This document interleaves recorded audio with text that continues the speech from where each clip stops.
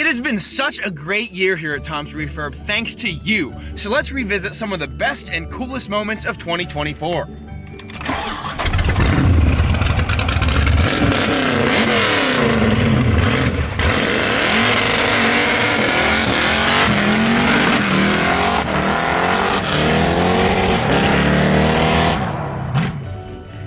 Say hello to noise pollution.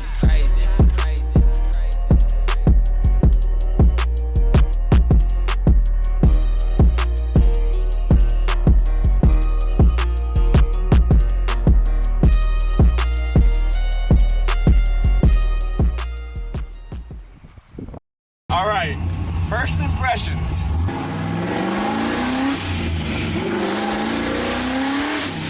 Oh my God. Sometimes this thing is gonna be really fast. I don't know, 600 wheel horsepower in the car that, I don't know, probably doesn't weigh more than 3,200 pounds. Let's go.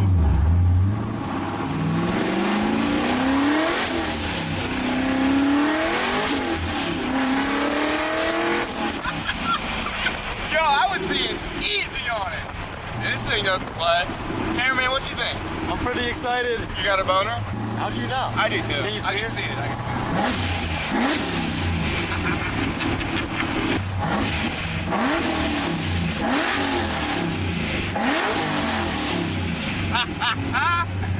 Okay. These people definitely hate you right now. I'm almost a little nervous to really do a pull.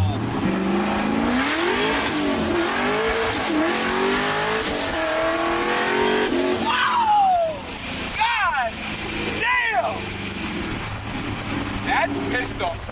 Oh, dude. Cameraman even looks scared. Dude, this thing's like, Oh, I shouldn't have this, dude. Oh, I shouldn't have this. Oh, it's like giving a meth addict a little bit of heroin and say, hey, only try it once. That's exactly how I feel. Don't ask me how I know. Oh, there's a cop. Hold on. Oh, he's turning. Oh, I'm just driving my beautiful IROC Camaro with the T-tops off.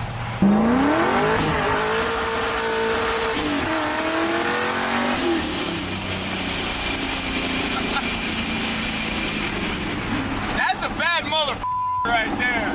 This might be a keeper. This thing is angry.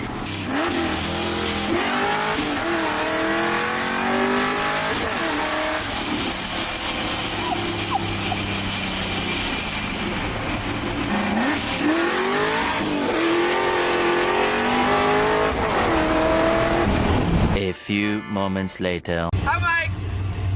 It's noise complaint if it were an IROC. Oh, yeah. You wanna go for a ride? Yeah. Dude, hop in the back. Hola. This is Mike. Nice to meet you. This is the first time we've driven this. At first, I thought you were some idiot high school kid. Yeah. It kind of runs like that. Yeah.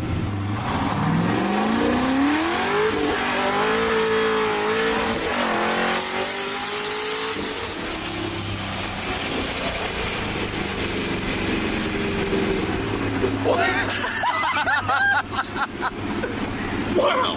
Okay. Does it feel like 600 wheels? Yeah.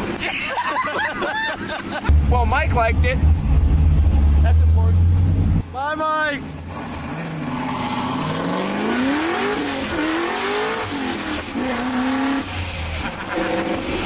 Oh, it's like crack. It's like crystal meth. I can't get enough. I need my fix.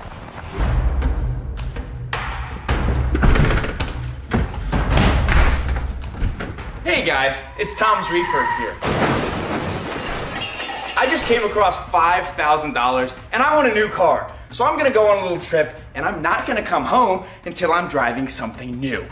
So let's go do that. Now there is a criteria for this challenge. One, it has to be in somebody's yard or driveway. So I can't like find it on Marketplace. It can't be a car lot or anything like that.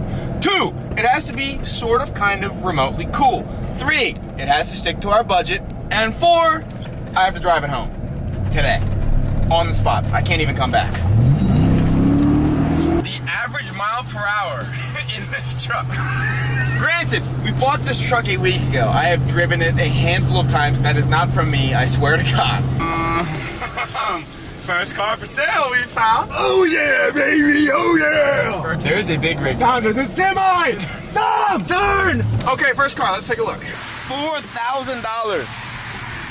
I hate Volkswagens, to be completely honest with you. I don't like them. I don't want this car. Now I'm gonna spend some time trying to model some scoops out of cardboard, and if I can come up with something that I like, I'll make them out of metal.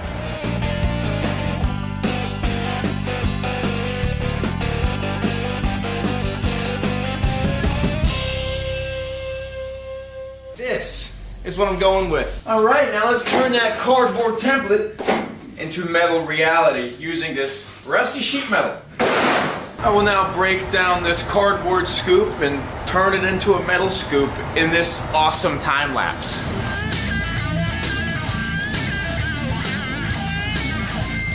All right, this is what we got. The scoop came out super awesome, actually. Pretty sturdy, pretty nice, and it looks pretty badass on the roof. So, now I'm going to bang out another one, and then we're going to weld it onto the roof and see how cool it looks. That'll be done right about now. The second one came out just as cool as the first, so now let's prep this roof and weld them on.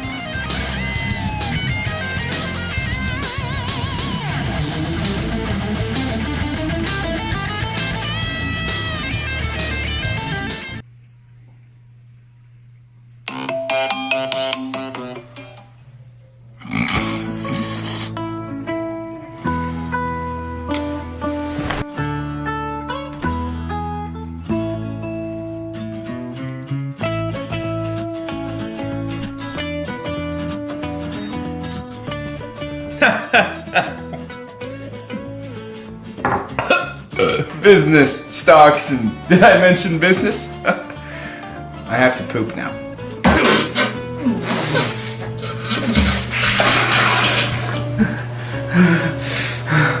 No time to wipe. I have business.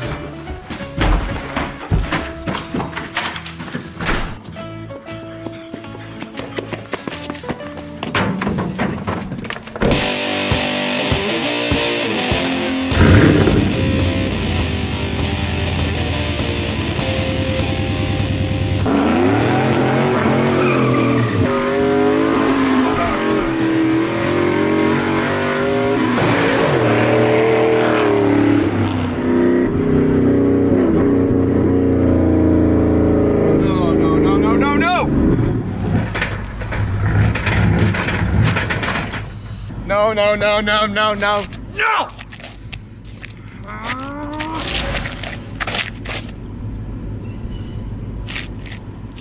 I gotta start taking my pills.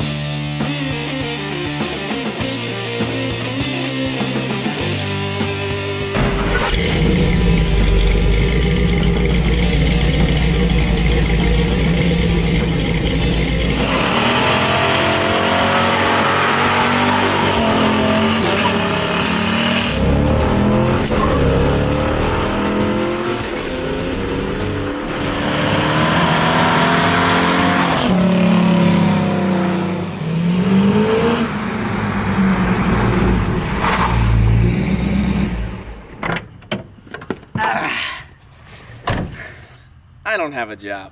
Now for a salvage title Mustang, this thing is actually pretty nice. It's a premium with all the bells and whistles, and it only has 60,000 miles. This car was crashed right here. It didn't affect the frame, but it did affect lots of other metal that the previous owner already fixed. So my job is gonna be fairly simple. Now the car needs finishing work, including the paint being messed up on the hood in spots like these. Like you just see they're messed up. And you could also see that the guy did a GT350 or 500 front end conversion, which included fenders that were painted pretty badly. and come over here. There are some other spots like these where it was likely dented at the salvage yard or something like that, and the guy started doing body work but didn't finish it. And aside from the finishing body work, this thing just needs to be cooler, it needs to be lower, it needs to be louder, it needs to be faster. And there's some stupid shit that I might not even fix. We'll see, like the airbags being out. Who cares about airbags? None of my other cars have airbags. Nothing I drive is safe. This is the first semi-new vehicle I've had in a very long time. Anyways, I say let's go for a ride and then get to work.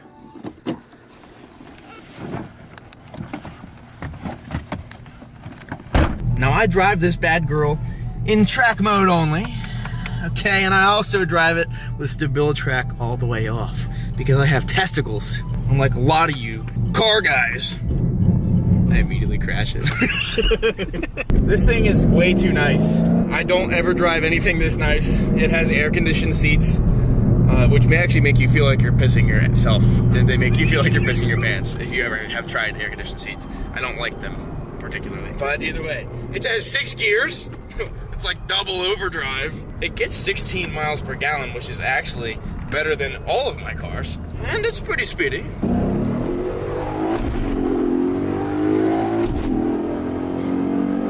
Now it ain't no noise complaint, but it does run pretty good.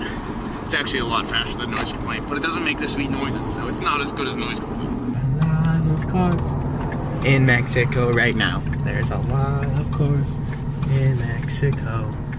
I wish there weren't so many Mexican cars driving in Mexico. Can you name me a Mexican car brand?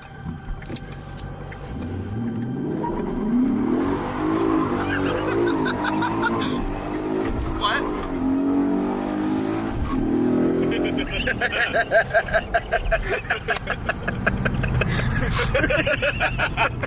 Alright, I guess it is proven it's worthy. So let's go work on it. Jesus Christ. I have to move this Mustang out of the garage, which is also a wrecked R-Title Mustang. Just a lot slower.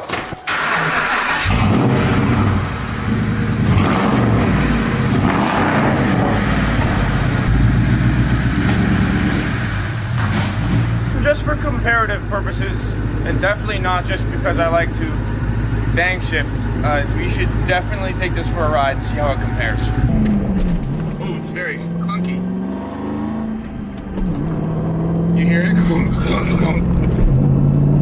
It also needs rear brakes, and it also does not have a working e-brake. And it also was wrecked, and it also is a terrible car. I'm gonna use this time to give you guys a brief lesson on bang shifting. Now, bang shifting is how you basically drive or mod any vehicle regardless of, regardless of how fast or slow it is. Basically, when you bang shift, say you're in first gear, right? And you're like, wah, bah, bah, bah. When you get to the top of first gear, before you push the clutch to the floor, you wanna start pulling it out of gear. So by the time the clutch pedal hits the floor, the shifter is in the next gear, and then you can instantaneously, bam, pop back onto the gas. You do that like this.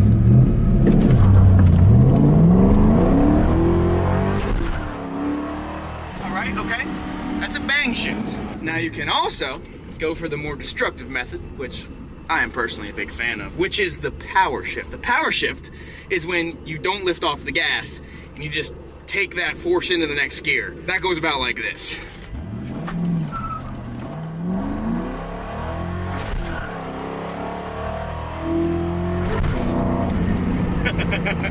I like power shifting, but it breaks things a lot. And don't be in the comments saying, don't be in the comments saying if you really want to power shift, you don't touch the clutch pedal at all.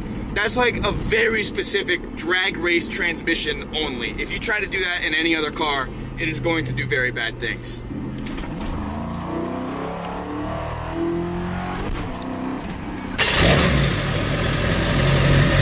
You hear that? That sounds like a sewing machine to me. A real torquey motherfucking sewing machine.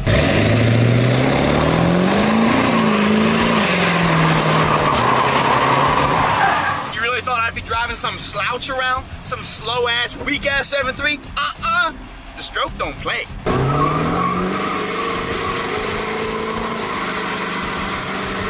What? Y'all thought the stroke was weak? Nah, baby, the stroke runs hard, man. Just saying.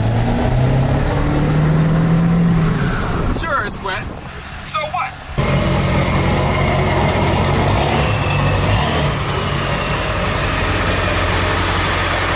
Oh, she's clean. Woo! This truck actually looks way too nice now.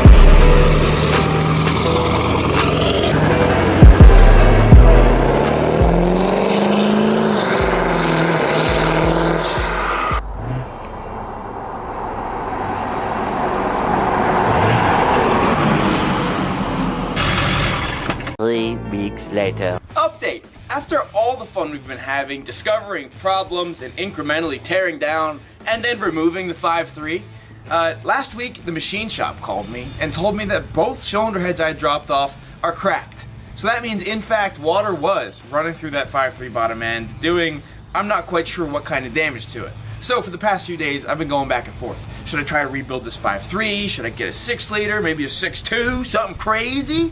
I just haven't been quite sure. That is until yesterday, I found something on Marketplace. And now cameraman and I are gonna go pick it up. Let's go. Come here! Oh, this car? You gotta subscribe to the Patreon to learn about this car. We got about an hour trip ahead of us, but don't worry. Don't fret. It's gonna be worth it. Can we pull a wagon like that, cameraman? Doing a little handling today. You know what time it is. You know what time it is.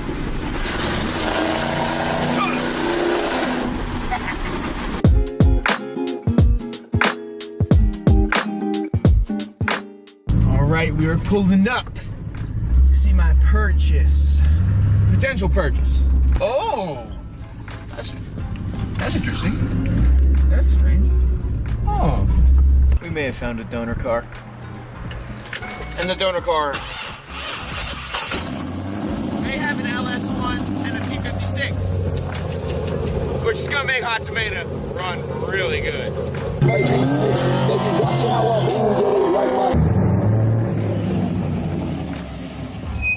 Let's make a baby. This video did not go as planned at all. It was supposed to be a very quick cam and spring swap, get a little tune in it, keep driving the truck, but it was a miserable snowball that involved us pulling the cylinder heads and then pulling the entire motor. And while the motor's out, may as well buy a completely different car that runs and drives perfectly fine on its own and take this entire drivetrain out and put it in this one. But don't worry, because when we're done, this is gonna be a bad-ass Silverado.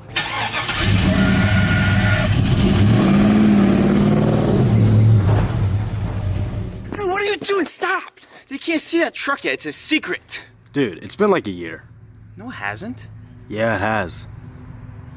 What have I been doing? Dinner.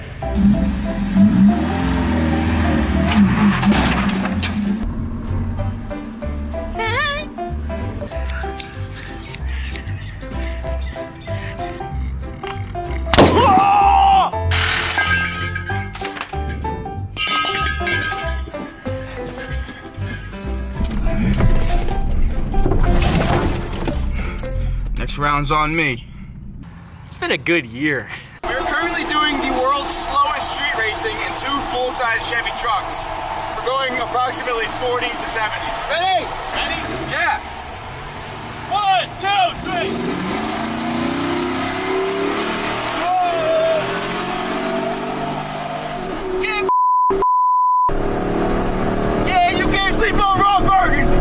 I may have gotten smoked in that race, but at least my truck starts up every time. Okay. You know what I'm saying? Talking my I don't want to be filmed right now. I'm losing my shit, dude. I'm losing my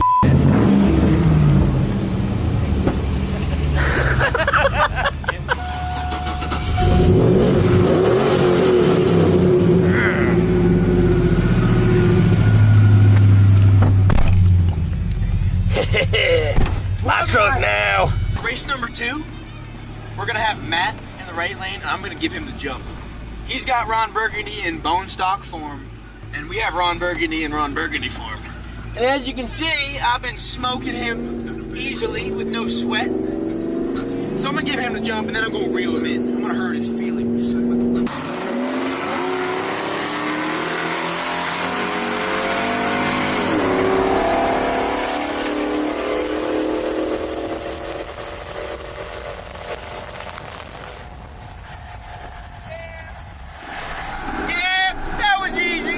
It appears he wants a rematch.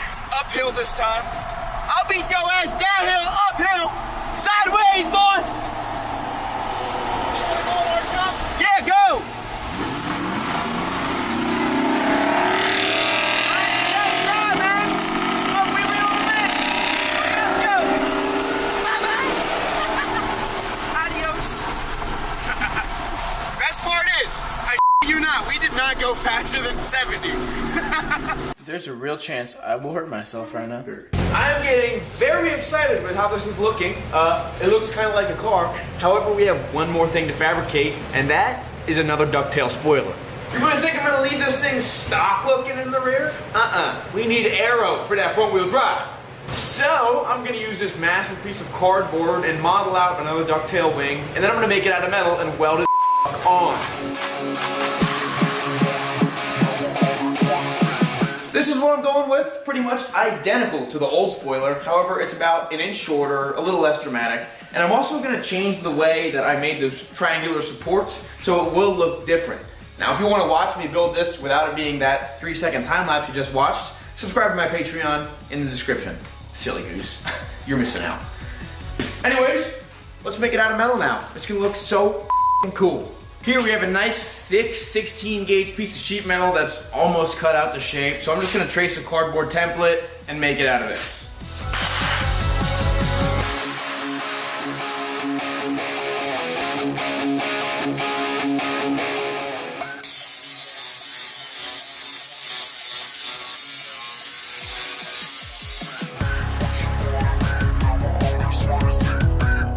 I'm pretty much just gonna go for it. Start zapping.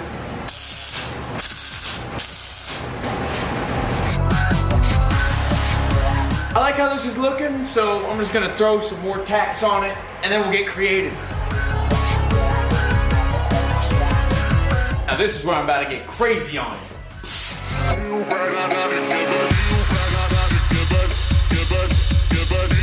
Now for these lines that I have nice and symmetrical with the roof scoops, I've got something in mind that I just want to model out of cardboard and see how it looks.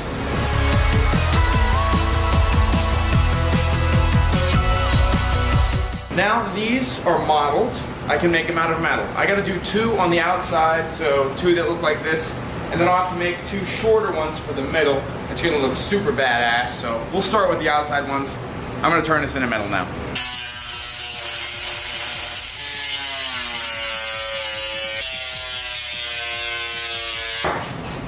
Wow.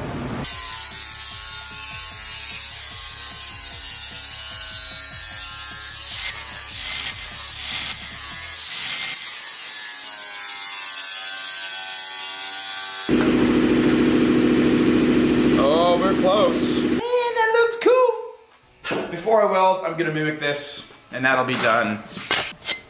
Now. Oh yeah, baby. I don't think I'm gonna weld them quite yet. I started modeling the middle ones, because if you look in here, these middle supports are gonna be shorter than the outer supports. So I made one out of cardboard here. However, I want it to be the same length as those ones. So I'll do a little bit of math and the calculations. I'll use the metal to get that extra ½ inch. I'm just gonna draw it and eyeball that extra ½ inch. In fact, we'll eyeball a little extra a little more than a ½ inch. Now it's not gonna be perfect, we're not gonna be down to the millimeter here. But judging by the fact that the roof is on kind of crooked, and the fenders are angled improperly, and the entire thing is tack welded, I don't think it matters that much.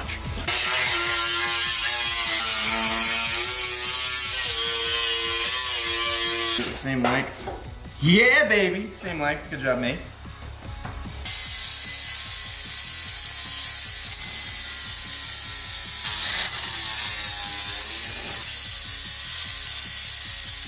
I decided I'm happy with this, so I'm gonna mimic it, and then we're gonna weld them on.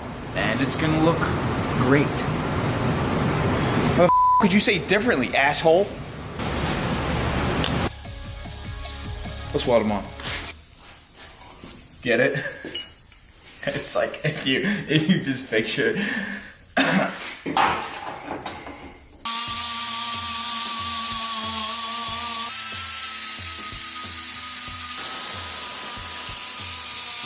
Ooh, where's my moving blanket? Protect that new glass, baby. It is indeed pretty straight. I'm gonna look at it from the front. Move, cameraman, move! Sorry. Yo,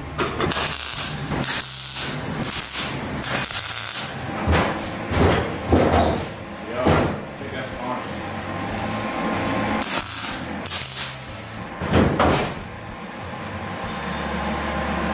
Oh yeah.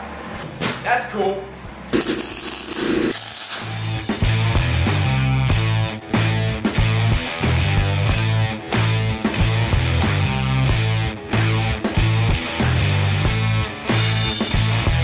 I'm not really even sure if this will work.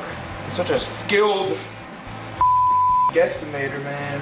I think using my little trick here with the notch will, one, help it flow with the car, and two, make it stronger on that really skinny tip.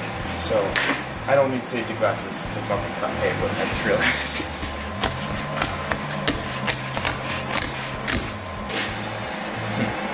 Ooh. I'm kind of liking the thought of this.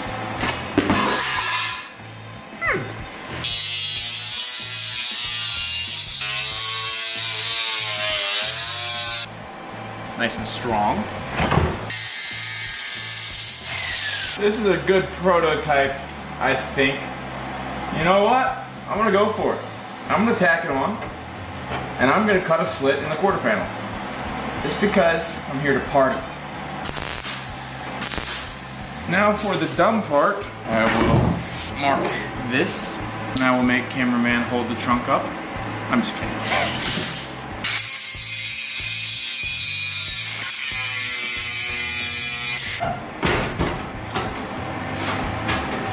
All right, okay, go me. Just say, go me. We like it, so I'm calling it a day.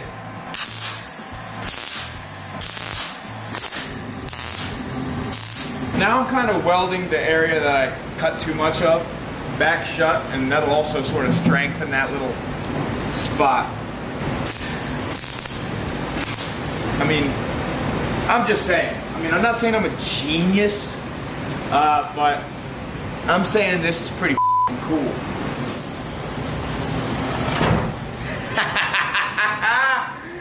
Yeah, baby. Clever thinking right there, I might say. Oh, that looks so cool, too. I will now repeat that entire process on the other side. It's done now. Look at that. Perfectly complements the body line, and best part, woo! Boom. Boom. Boom.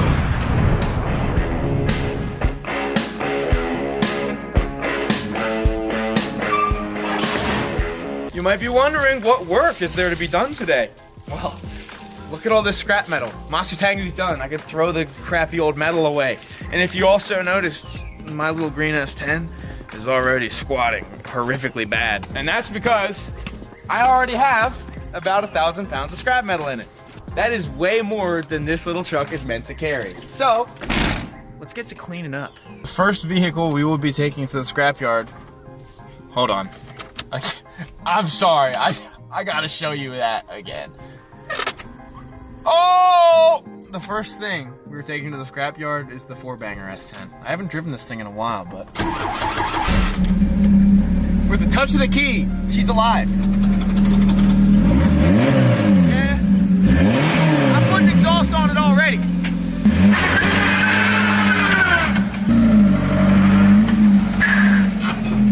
First test. Will the S10 pop a wheelie? I think the weight has shifted to the back now. Oh, she's still spinning. Okay. I'm gonna go out on a limb and say this is not capable of popping wheelies. Well, let's go to the scrapyard anyways. We can fit a little more in here. Oh. The Chevy S10, the most versatile vehicle in the world.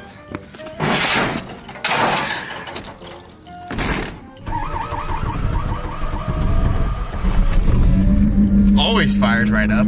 How much you want to bet 1,000 pounds does not even touch the performance of the 2.2? Oh, dude, it just hooks instantaneously. Alright, we have arrived. Let's see how much this thing weighs right now before we unload. 3,800 pounds? Alright, so we might have like 800 pounds in this thing. I hope it's at least that much.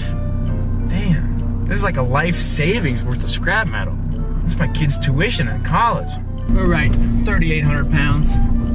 See what we can unload off this bad girl. Now we're at the S10's natural habitat, the scrap yard. It rides so good, so good.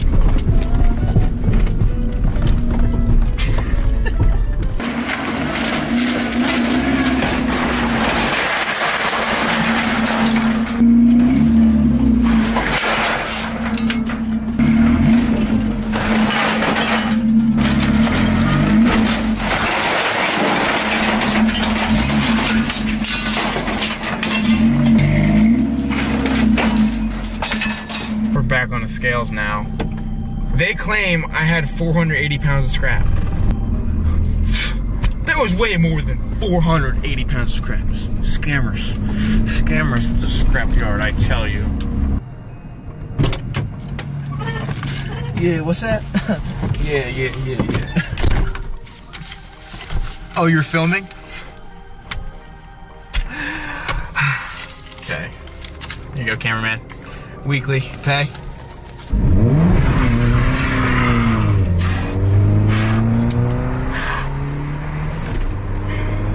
Feels no faster, man. That scrap didn't affect it a bit. Alright, now for round 2. As you can see, there's still scrap metal that needs hauled. And as you can see, we still have one more S10 to haul it. Now, before I do any of this, I'm gonna put different wheels and tires on the back, because if we even come within a square half mile of that scrapyard, I'm gonna run something over that's gonna pop these slicks. So I'm gonna put some wheels on it, and then we're gonna get to loading up.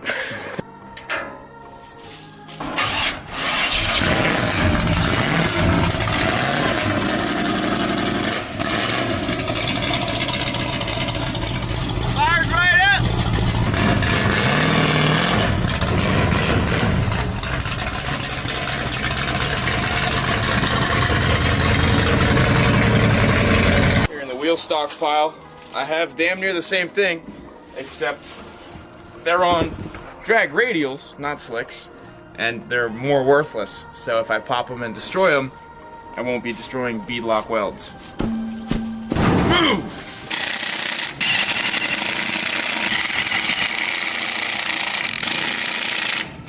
Done.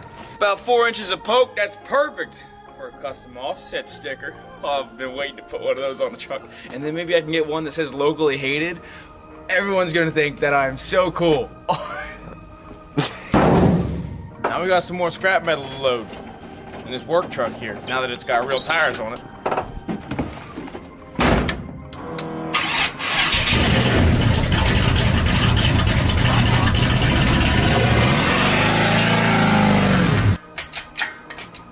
Anybody want a perfectly good Mopar small block before I take it to the scrapyard? You just have to time travel and come here now. that's all. I'm thinking if we could kind of shove it up here. Yeah, that's a pretty good spot for it. Kinda on the tailgate, kinda not.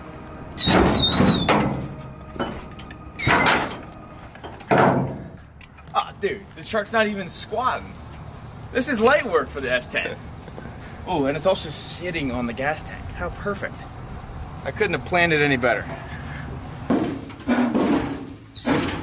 There we go. Oh, yeah. Oh, yeah. There we go. It's a good idea. Stop saying it's not a good idea. It's a good idea. Oh, yeah, she's not moving.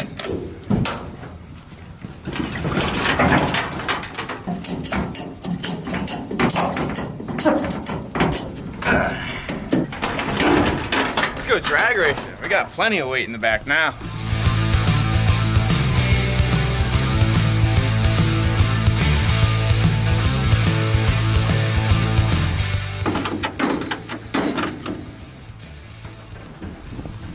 Yeah, all this is thought through. Everything's fine. It'll be okay. Let's go!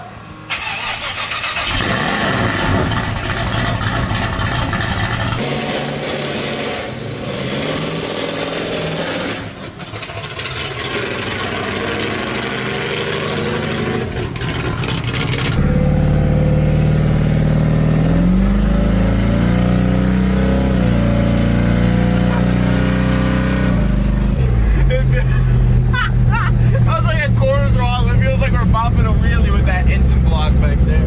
We got the work truck now. Talking about work trucks.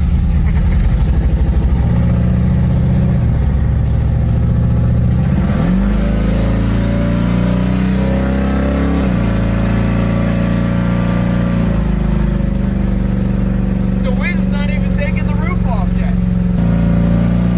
We're cruising now. Very streetable.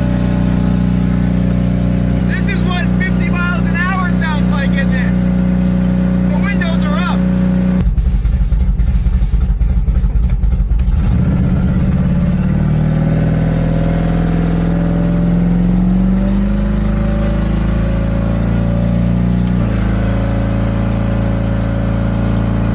We're pretty much at our destination now. A successful trip. There is a mild traffic jam behind us. For reasons I don't know.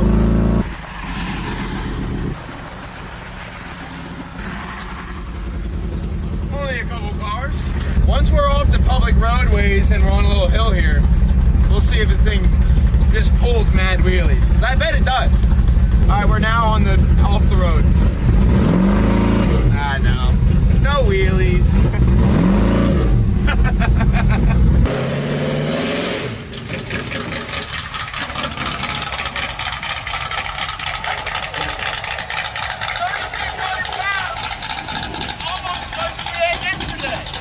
We're back in yet another S10, everybody. Our engine is still back there.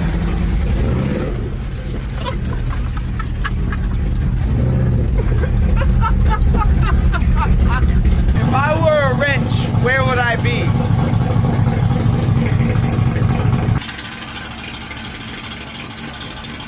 I doubt it, but maybe.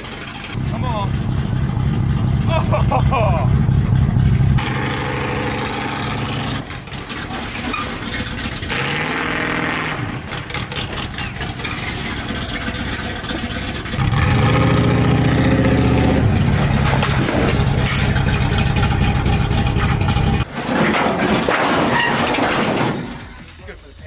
Good thing about the Chevy S10 is that you can dent them and they neither increase nor decrease in value. If anybody wants Monster Tangu's back window for some odd reason, it's right here. Closed just as good as it did before. No damage. Come on. Come on.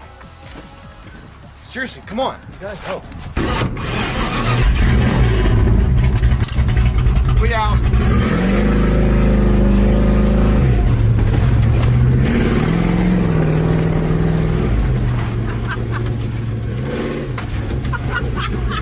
Take your drag truck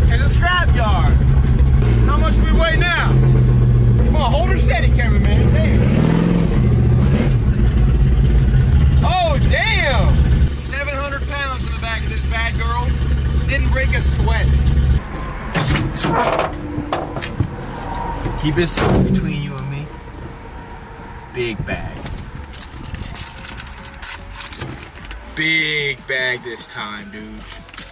Can you read that? You see how many zeros are on there? Now we can actually hit it.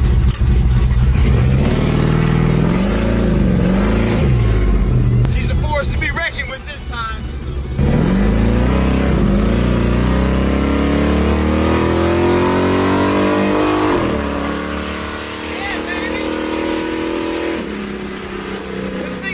Oh, there's a cop right there.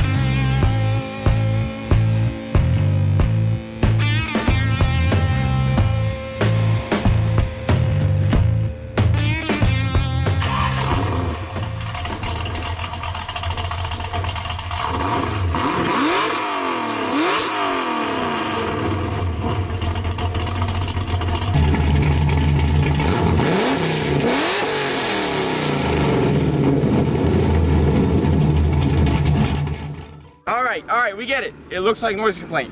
But now let's see what the rest of my friends think of 600 wheel horsepower.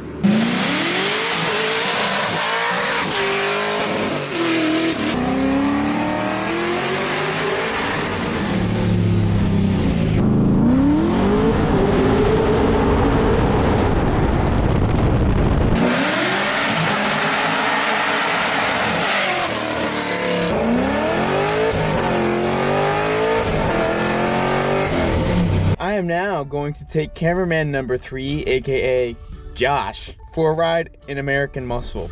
He's an import guy. He doesn't know about this American life. About this IROC Camaro. You get a POV of the shifter too.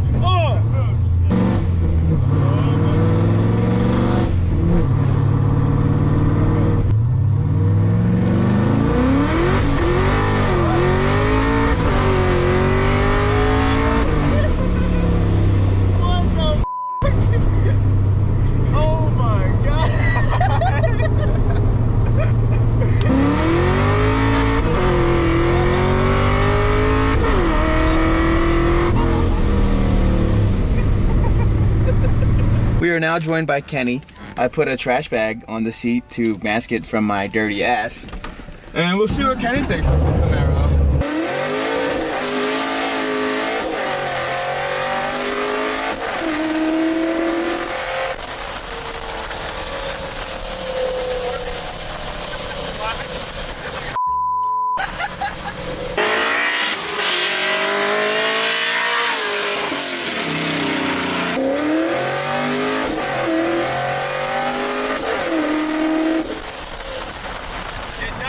Felony speed, allegedly, at a very alarming rate.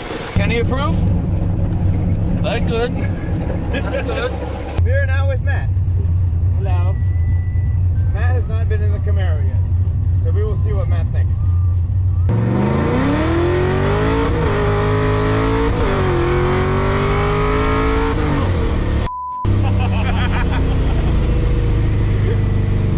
Everyone's okay. I was expecting to get more sideways.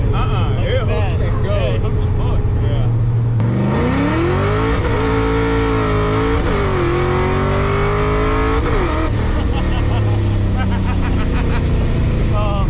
That's Yeah. Get down.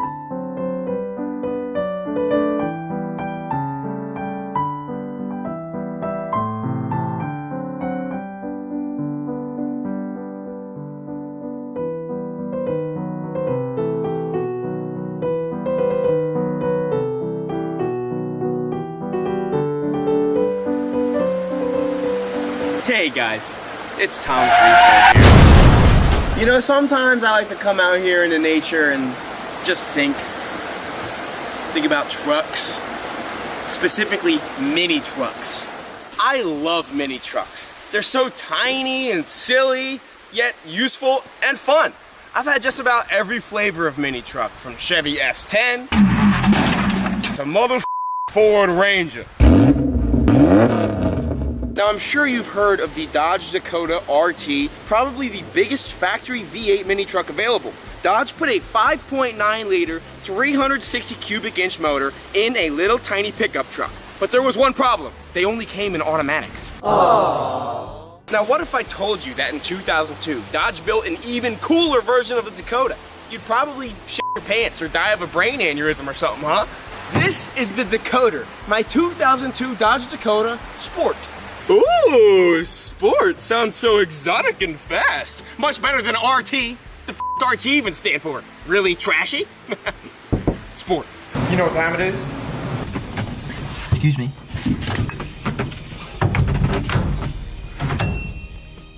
Good.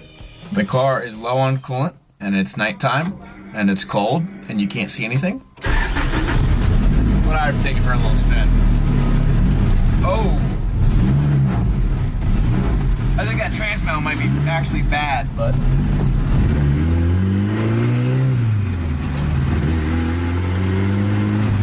It is so weird! I want to get it up to speed a little bit and feel it. Let's go, baby! There's a little bit of air leakage because I never sealed off the holes where the roll bars used to go down in the fenders. So a little bit of air gets in, but I can seal that up.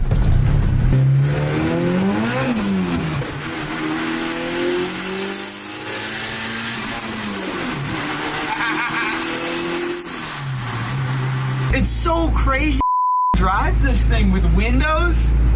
It's not cold in here right now. I can't hear the road behind me.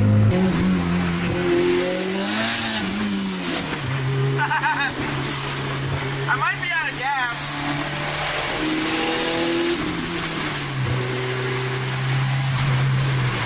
Dude, we are driving the Monster Tango right now.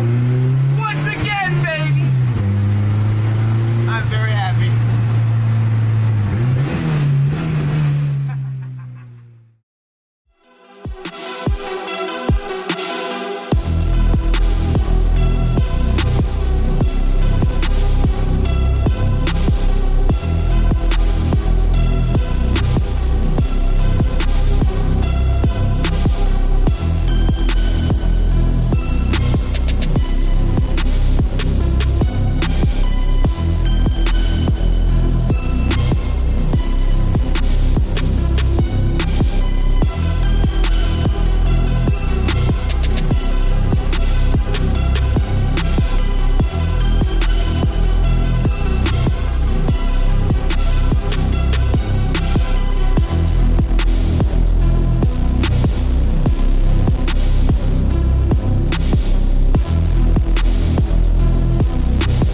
We are currently at a very rare time where both of these cars run and drive without any major problems.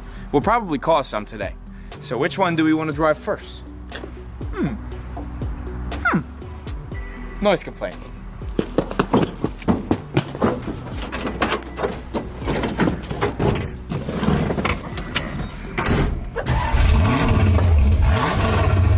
No, the Beast has sound. No Honda can compare.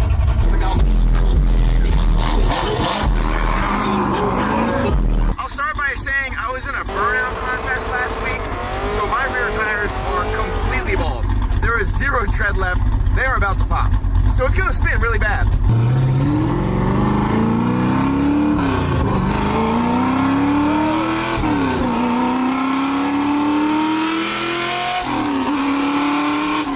This is the best sounding car in the world. Two-step, you say?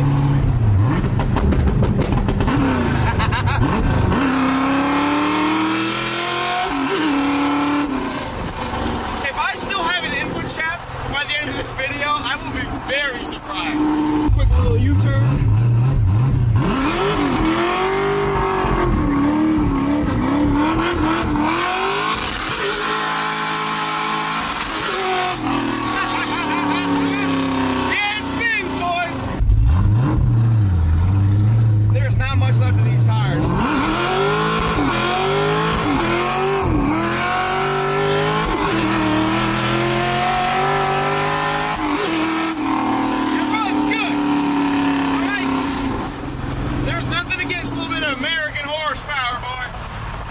boost, NA, little compression, boy.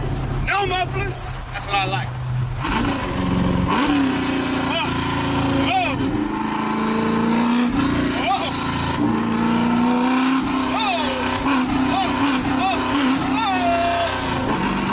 I guess we'll try Monster Tango now.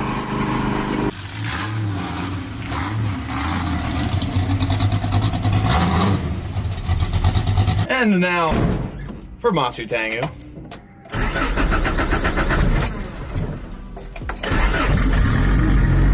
Sounds like a Honda.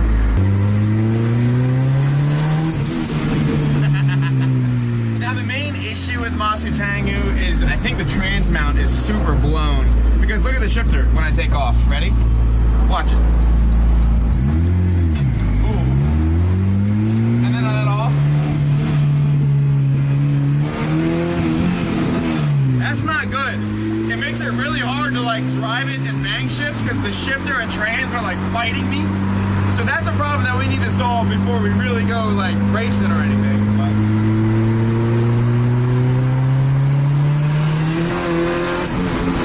It moves. If you watched previously, you know that just about every synchro in this trans is grinding its ass off right now. So if I shift it at any sort of power, it is awful. I mean, I can lean into it a little bit still, no big deal. Spool it.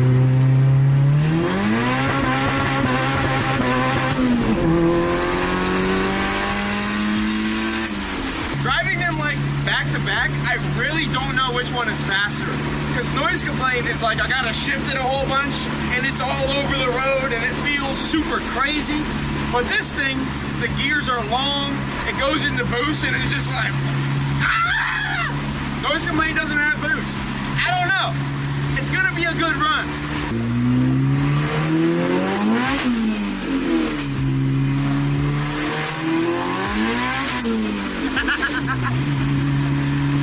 I don't know.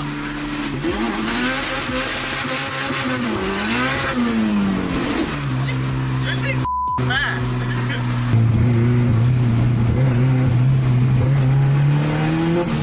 I definitely have to fix that. And I also have to fix the oil pressure gauge. And then we can run these cars up. Alright, we're done. Let me talk my real quick. For spray paint, wet sanding, and buffing, this thing came out awesome. The quarter panels, you can't even tell where we painted them. The hood, pretty decent. The pillar, super decent. The car, as a whole, to the naked eye, it looks like a perfect, beautiful sports car, which is what it is. It's definitely not a rebuilt Title Mustang with half the airbags still deployed. It's not that. It's a perfect Mustang. Alright, this car is looking insanely good, so now it's time to make it faster. My good friends at CJ Pony Parts, yes, they sent me those lowering springs. They look awesome, this car sits great, and they were also cool enough to send over some performance parts. So now it's time to install this JLT cold air intake kit along with an SCT X4 tuner that's gonna really wake up this 5.0, and I cannot wait to see what kind of difference it makes.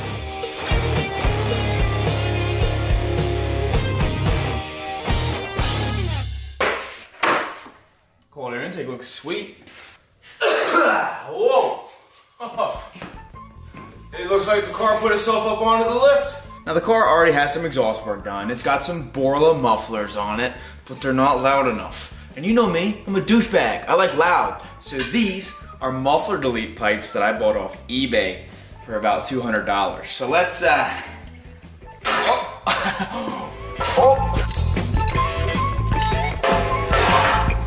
Bye-bye. Bye-bye.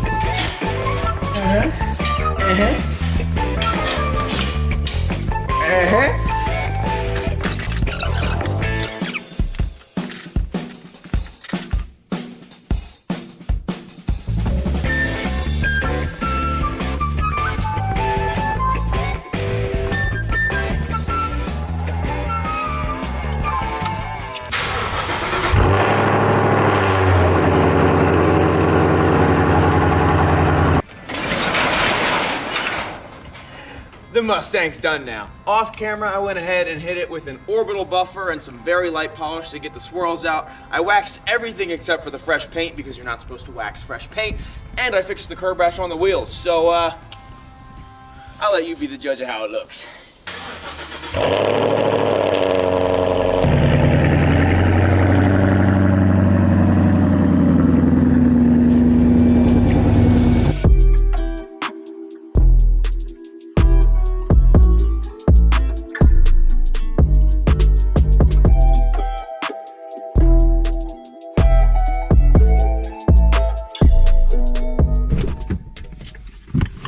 Let's see what a difference that tuner and cold air intake made, shall we?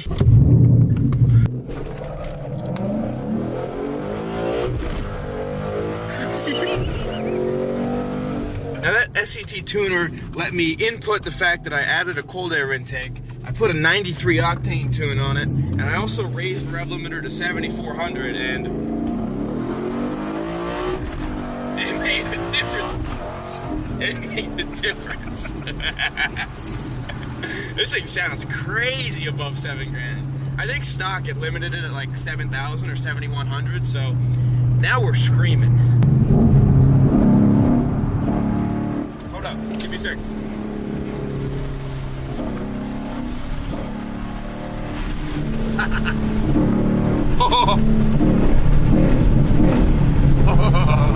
The guy in front of me is getting scared. I can feel it. I can sense it. I'd be scared too if I were him.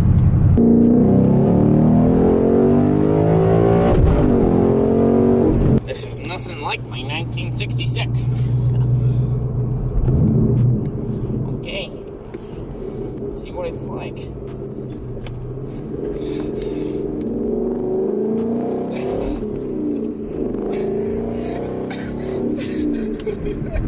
What's up, guys? Tom just bought me this house.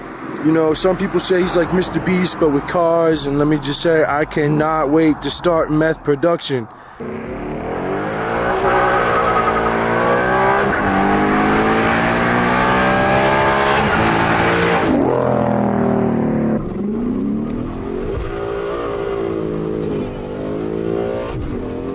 Ooh, she like the power shift. This MT82 is gonna be screaming for help by the time I'm done with it.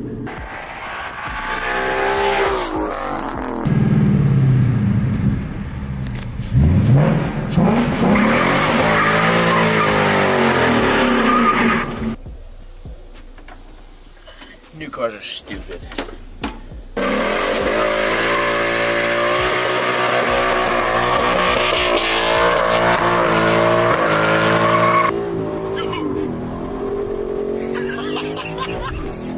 Trash control fuse made a difference. Oh my God.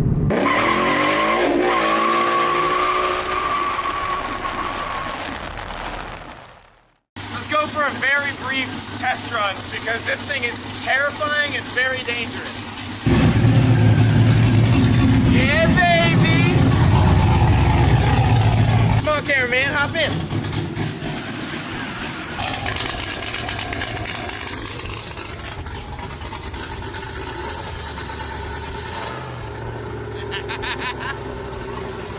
Oh, this thing's terrifying.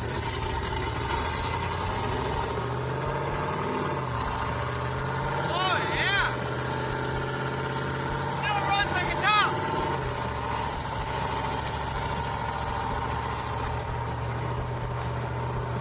We're burning that trans fluid now. Oh, good thing my wipers work. Look. Wow. How nice. Just as terrifying as it was before. I'm not gonna drive it far because this will kill us. Hey, cameraman, you wanna feel a little 30 roll? Hold on to that camera.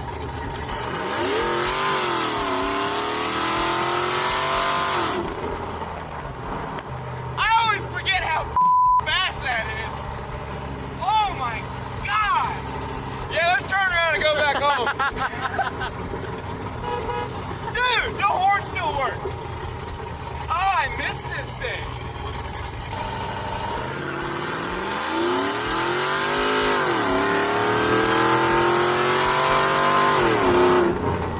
Oh!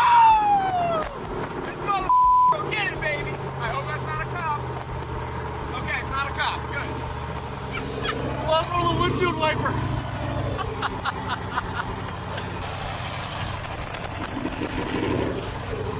my transfer gauge is not working.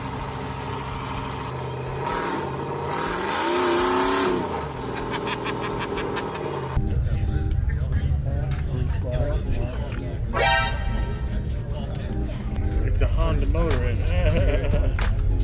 Somebody's got imagination. One of a kind. Mustang. There's nothing going to the front wheels. It's way more impressive than Versa do here. Yeah, that's not a Mustang chassis. No. No. It's not a, I don't think it's turbo or anything. No. But It is too, right there. oh, it is a Turbo right oh, there. there you go. It probably goes there. Right. It probably goes. Yeah. It probably sounds a little funny. What? A Honda engine. Is that what that is? Damn. Oh my I've God, seen it on yeah. YouTube. Civic. Holy shoe, a 65 Stang and a 96 Civic. It's a Honda Civic motor in here. Front, yes, it's front wheel drive.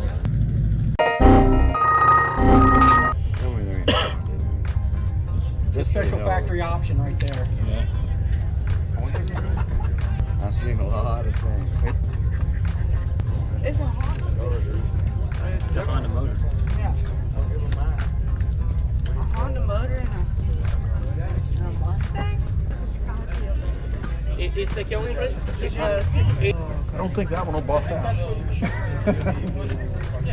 What did they do to the car? Why? This makes me angry. But why? I don't know. I think a 65 Stang with a 96 Civic. This is a Honda grill. Yeah, You go to the gas station, you better hope they have rice bowls. Ford couldn't make an engine that worked. That's messed up. Somebody's a little disturbed. A little? Oh, it's on a 96 Civic. It's just a Mustang body. That's cool. And it's front wheel drive. We are finally gonna see which Mustang is faster for real. We're here at the drag strip. I took the subwoofers out of noise complaint, got Masu Tango all shaken down. We're gonna line them up and see which one hauls more ass. I honestly don't know what's gonna happen here. I have no clue. I have no idea. I think the real test is gonna be which car brakes first. Because Masu Tango likes to throw CV axles and the transmission's grinding horrifically, and noise complaint likes to break input shafts and drive shafts and U-joints and rear ends. It breaks a lot of things. Now, neither of these cars have made a clean pass down the track. Never in Masu Tango, and maybe twice in my life in noise complaint. Almost every time I break them at the starting line. So we'll see what happens. That's not all. If these cars can survive, and if one of them turns out to be really fast, we'll put them up against Dad's 66 Mustang with a fresh 347 stroker in it. I know noise complaint is not as fast as that car, but if for some reason Masu Tango ends up being really fast and it doesn't break, we'll see what happens, but I don't know. So what we're gonna do is I think my dad and I are gonna race my cars. I'm gonna put him in noise complaint and me in Masu Tango. We're starting out on street tires, and then if the cars do a couple successful runs without braking, I brought sticky tires. And then they'll break. A bad. I also have a metric ton of different cameras, so we can catch them when they break. Hey, don't record my shit, man. What the fuck?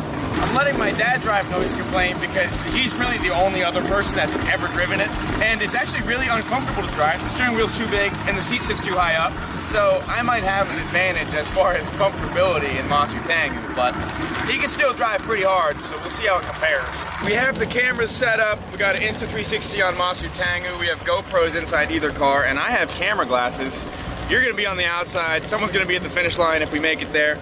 Dad, ready. This is the driver of noise complaint. I don't think you've actually driven it that hard before ever. No. And it's also difficult to drive. If we can get both cars to the end of the track, that would be a good run. And then we'll see if they're faster after that, if they survive. It's getting really real really quick. I really hope we don't break the cars immediately. That would suck. I got a helmet, I got camera glasses. I'm running it, babe. All right, our strategies for this first run, don't break it. Just get to the end. He's gonna start out in second gear, I think, and I'm just gonna launch this very easily and try not to break anything. If we can get them both down the track, that's a success. So this run might not be the who's fastest run, but it is a shakedown run, so hopefully they make it.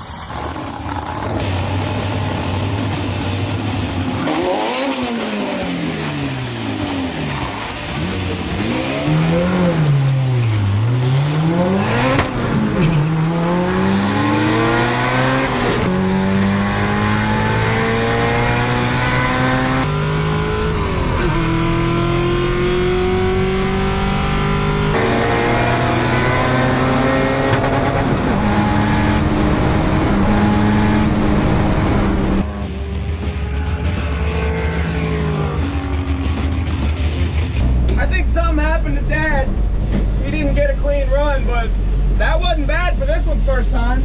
That was pretty good. Thank you very much. God damn! 12.8 at 113? This thing gets it, baby. I'll be honest, I wasn't expecting this. Noise complaint is gonna have to do a lot of work to catch up. It sounds like it completely fell on its face and died on the line, which is why it ran a 15.2. But it's gonna have some work to do to catch up with Masu, especially once I start actually trying to shift it. Because I was shifting very slowly and I also short shifted. So I think I could get a much faster run out of this car. I bet I could get in the 12.5s easy. Who knows, man? Maybe 11-second car. Yeah. What they want around here, Mustang Honda. What? What? Make sure everything is still okay. It still has a head gasket. That's good. Everything's still plugged in? Yep. We're getting a 10 out of this today. Maybe even a 9. I was going to coffee in between my shifts on that first run. I'm gonna start hating on this thing. If we get like 3 clean runs, we're going crazy. We're going 8. We're going gorilla mode on this car, man. I'm gonna drive it into the 9s today. All right, it's time for run number 2. He's gonna try launching in first this time. I'm gonna try to drive mod this thing a little bit. Try to get it into the low 12s. I kind of don't think noise complaint's gonna keep up, but we'll see.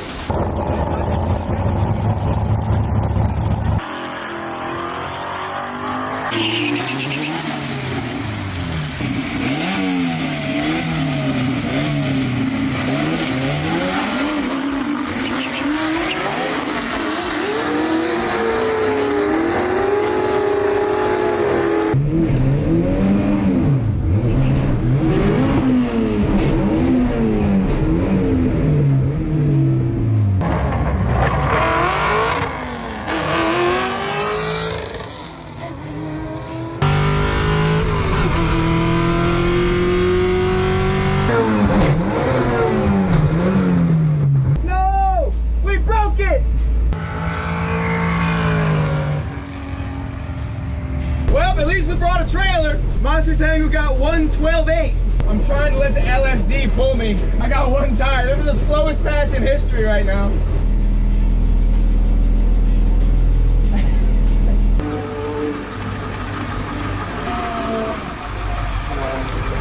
Oh, hey guys. This sucks. I can't do anything right, man. Hey man. Oh, watch out. Oh, watch out, man. Oh.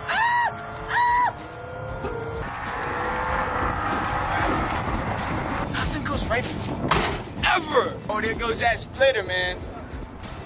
Good thing I have done that a couple times now. Hey, don't zoom in on that, cameraman. Better not scrape my lip.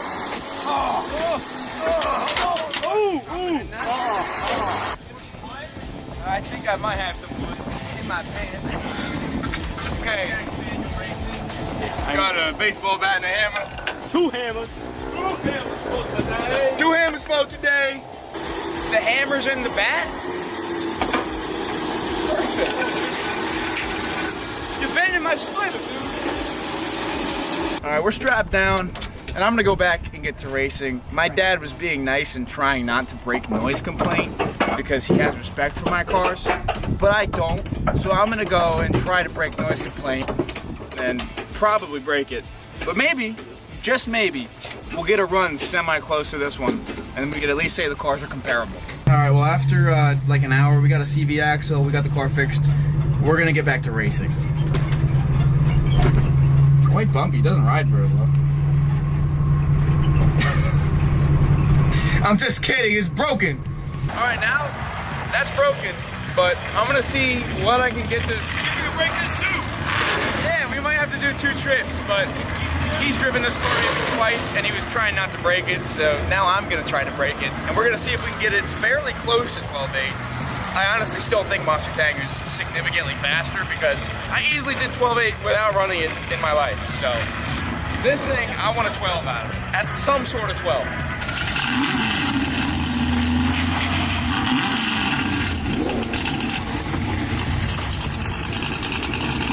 Dad, tell the viewers about your Mustang.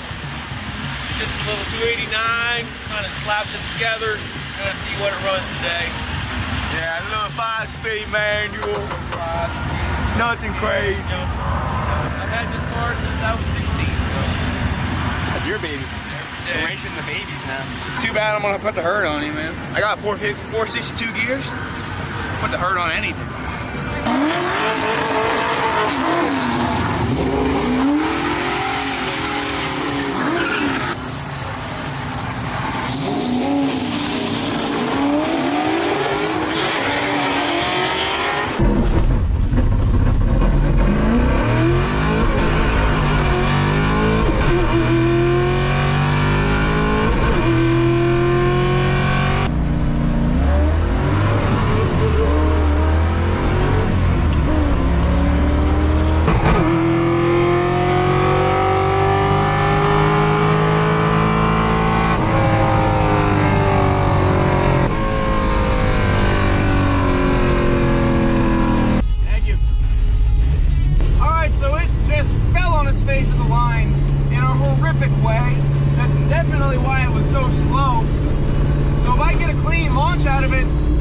That's easy, easy money, baby. We'll get something better out of this.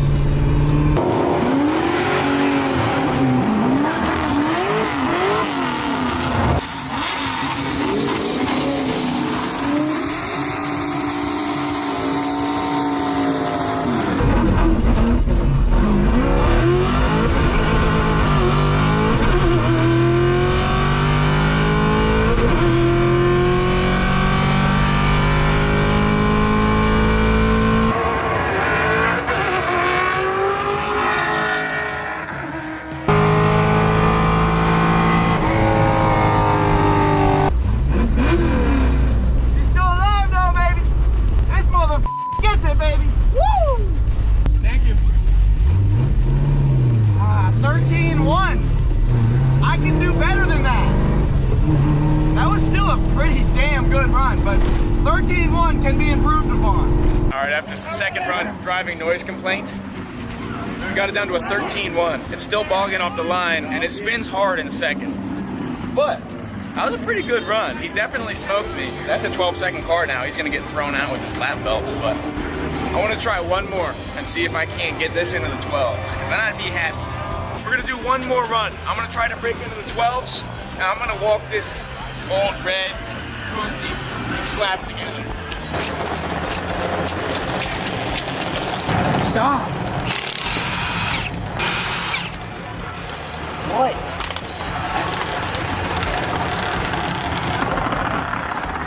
I may have stolen some parts off of that S10 last week. There's a possibility.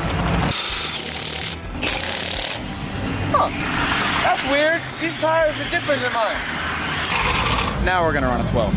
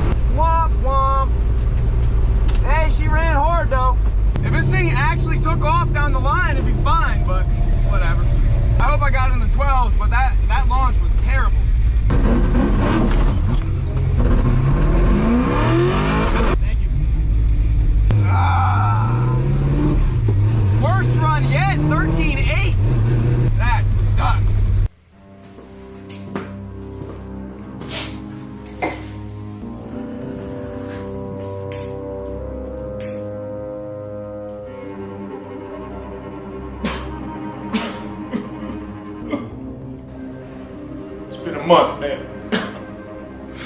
It's been a month. Can you tell us what happened? They took her from me.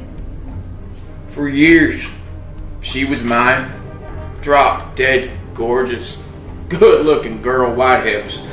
We had so much fun together. Good memories, back roads, late nights, driving, parking, stopping, hell, even turning. Wait, are you talking about your car? What else would I be talking about? 1 month, 5 days, 3 hours, and 36 minutes ago, my 2002 Camaro Z28 was repossessed. I'm so pissed about it, I can't even see straight. I am a shell of a man.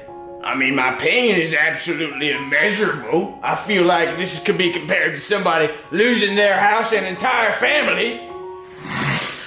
My fucking wallet. He's hanging up on this cocksucking bench. Why the fuck am I here? It's about Billy. That cross-eyed fuck? Did CPS finally take his fucking kids away from him? No. Is it about how the fertilizer salesman ran off with his wife? No. Why does everything bad in this world have to happen to me? Is it about how he pumped that fucking round right through the mailman's thigh because he thought he was trespassing? No, it's about his car.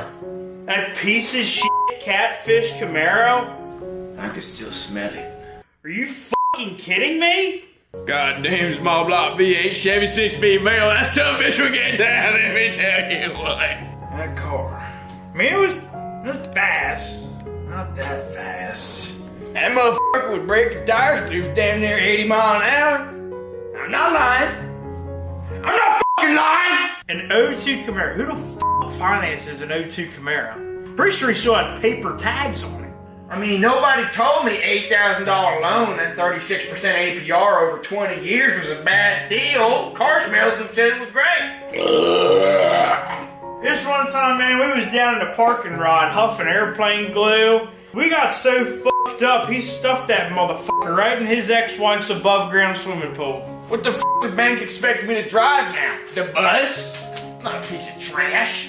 Not only did they take my car, they took my house too. I lived in my car. A guy misses 1, maybe 6 car payments, and the bank takes his house away? Son of a bitch! Me and my sister shared our first kiss in that car. And our last. She died. I would have been able to afford the payments if it weren't for my crippling gambling and pill addiction. Was f***ing JR here?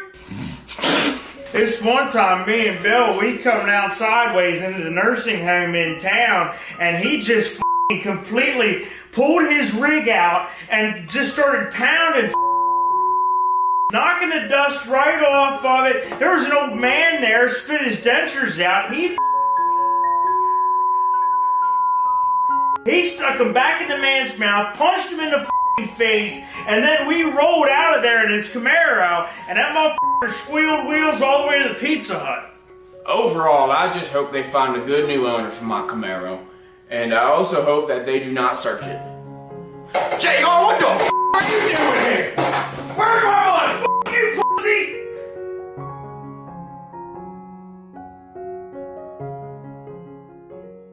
Great, we are now in the middle of absolutely nowhere again. Look both ways! Dude, Todd's taking an aggressive driver's course. Fuck my life. I have taken an aggressive driver's course. You should take 5 more! That's why he's old. I had to take an aggressive driver's course after I got a super speeders ticket in high school. A few moments later. I think it's tinted out too. It's like a Chrysler Imperial. That might be worth a knock on the door. Go up there and knock, man. God, R.I.P. Tom. How's it going, man? Yeah, I saw the Chrysler poking back there. I didn't know if you were looking to sell something like that. I don't know, maybe. Yeah, So you're looking yeah, for? super random. I'm Tom, by the way. Tom? Yeah, I'm looking for a old school project like that. Old school project. It's kind of hard to put a price tag on. Yeah. You know what I mean? It fires right up. It sits out here.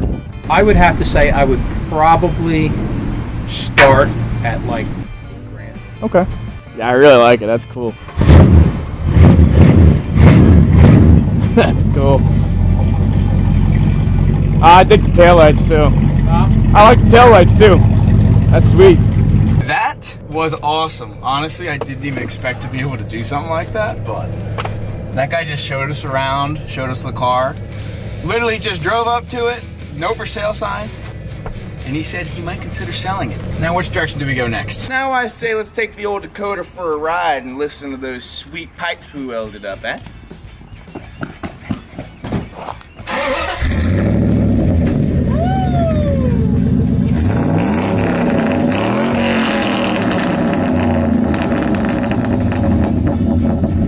Making popcorn today.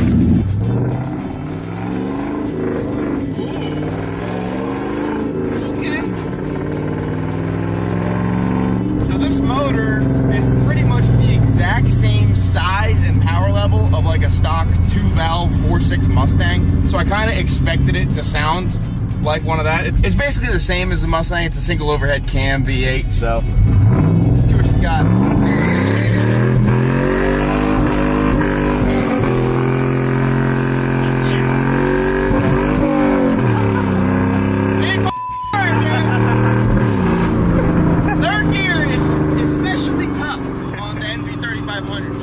Laughing at me because he thinks I can't drive. But I'll have him know it is 100% the transmission's fault. This thing sounds pretty good though. I honestly think it got a little bit quicker too. That stock exhaust had to be restricted. Come on, a single 2.5-inch exhaust for all this? For all this? For this 230 horsepower? You feel that shit, dude? I will redeem myself. Catch these bang shifts.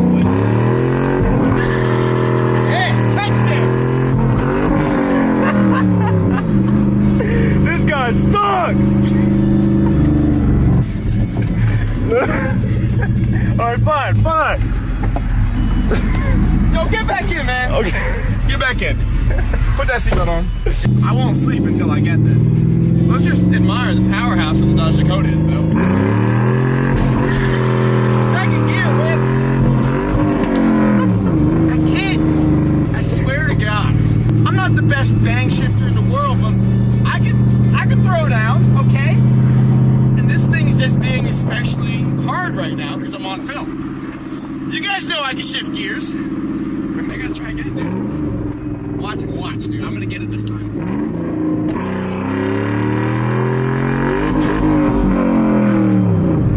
I swear to God! Happy thoughts. Ready? Yeah. Another attempt? That's right, man. I can't do it. I can't. The guy behind me. The guy behind me's fucked up. Okay. Oh, you catch me on a 3-4 shift, though, I'm money. Although everybody's money. That's the easiest shift. If you up the 3-4 shift, may as well ride a bicycle, pal. I bet the next pull I missed fourth. I'm gonna, like, if I haven't already, I'm going to destroy the 3rd gear synchro in testing. But it's alright, I'm gonna try it one more time. If I miss it again, I'm gonna go batshit crazy. I'm gonna go insane. I'm gonna crash the truck into a tree or maybe a pole. Wait. You know, the reason I'm missing it is because the AC's on, that's it. Alright, second easy, ready?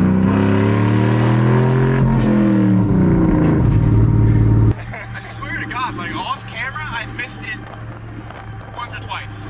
You just have to trust me. I don't know what's going on. I'm getting nervous. I'm getting the shakes. My second, third, like, you look at that. Look at this. Look at this. Ready? I'm gonna try that. Okay, well, as soon as the camera points down there, it's fine, dude. My manhood, I feel, is being stripped from me. All right, we'll go easy in second this time. I'm just worried about 3rd gear. Let me get one good 3rd gear bang shift, then we'll keep working, man.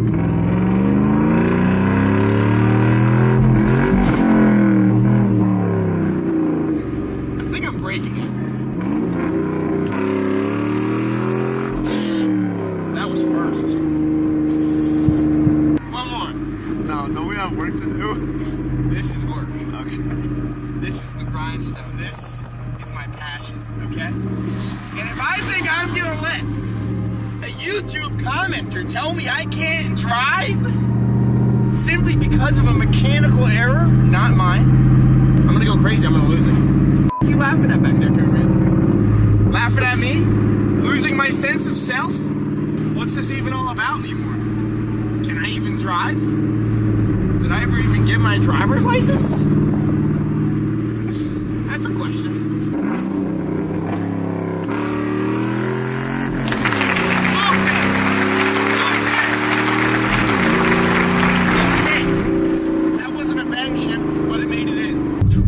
You hit record as if you want me to pull out in the middle of traffic in Mexico. Yeah, I don't know what the Mexican medical professionals are like around here. One more.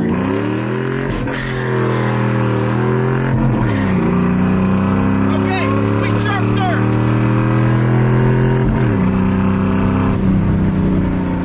All right. For a while there, my balls were shrinking. They were being kind of sucked back in, and I felt like they were going to be taken away from me. So after that pull, they grew back up. They never really dropped anyways, but now we're fine. So let's get back to the shop.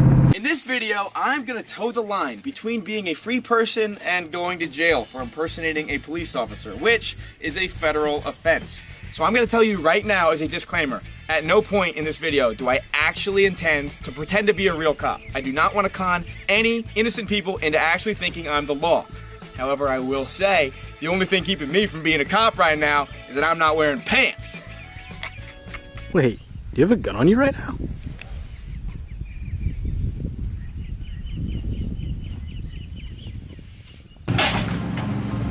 Nice.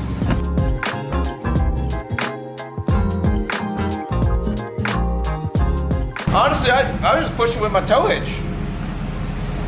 Not too mad at that.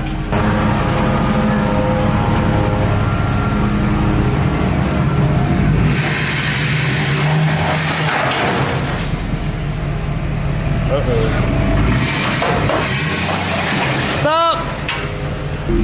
Now the hitch is stuck. Damn, I pulled it back out. My bumper! Well, now I'm in a bit of a pickle. Tow hitch is stuck. Kind of thinking I might just floor it, probably yank the bumper off, or likely damage the bumper much worse, but it's okay. This entire truck is horrifically damaged to begin with, so this is gonna be ugly, but it should work.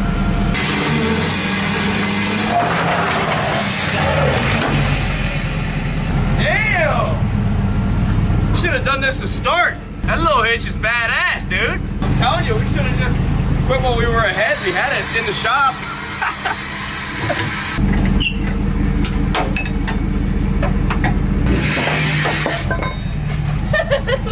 I'm so clever.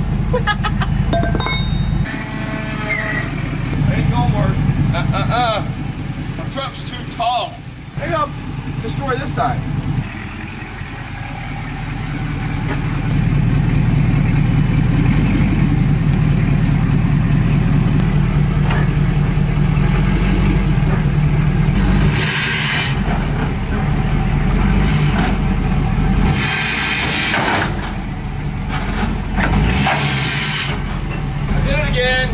So much for this panel. Pretty f***ed up.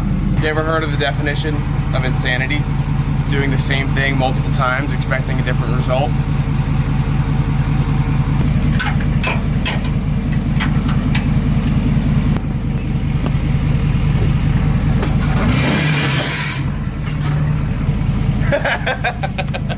Now, before we continue, I must do a little bit of body work now.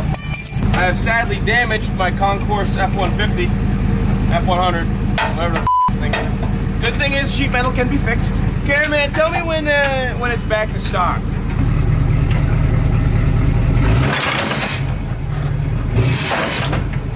Stockish. It's like it never happened. Maybe I'll do another little yank right here. That was tow hitch damage spot number 2. If you're like watching this, cringing, worried about this beautiful F-100, this is Tom's refurb. I am literally built to fix things like this. That might have done it. Oh, dude. Looks basically like it did before. I'll get a new one of these and a new one of them. Or actually, no, I'll probably just hammer that out. You see, the problem was it fell off the rollers the second time, so the height wasn't right. So now I can push it again with the tow hitch.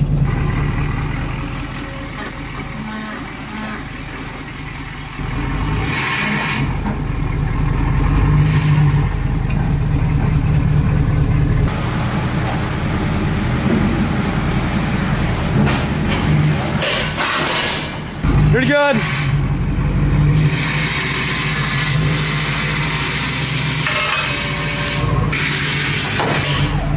That's good. Good for now. Watch your toes.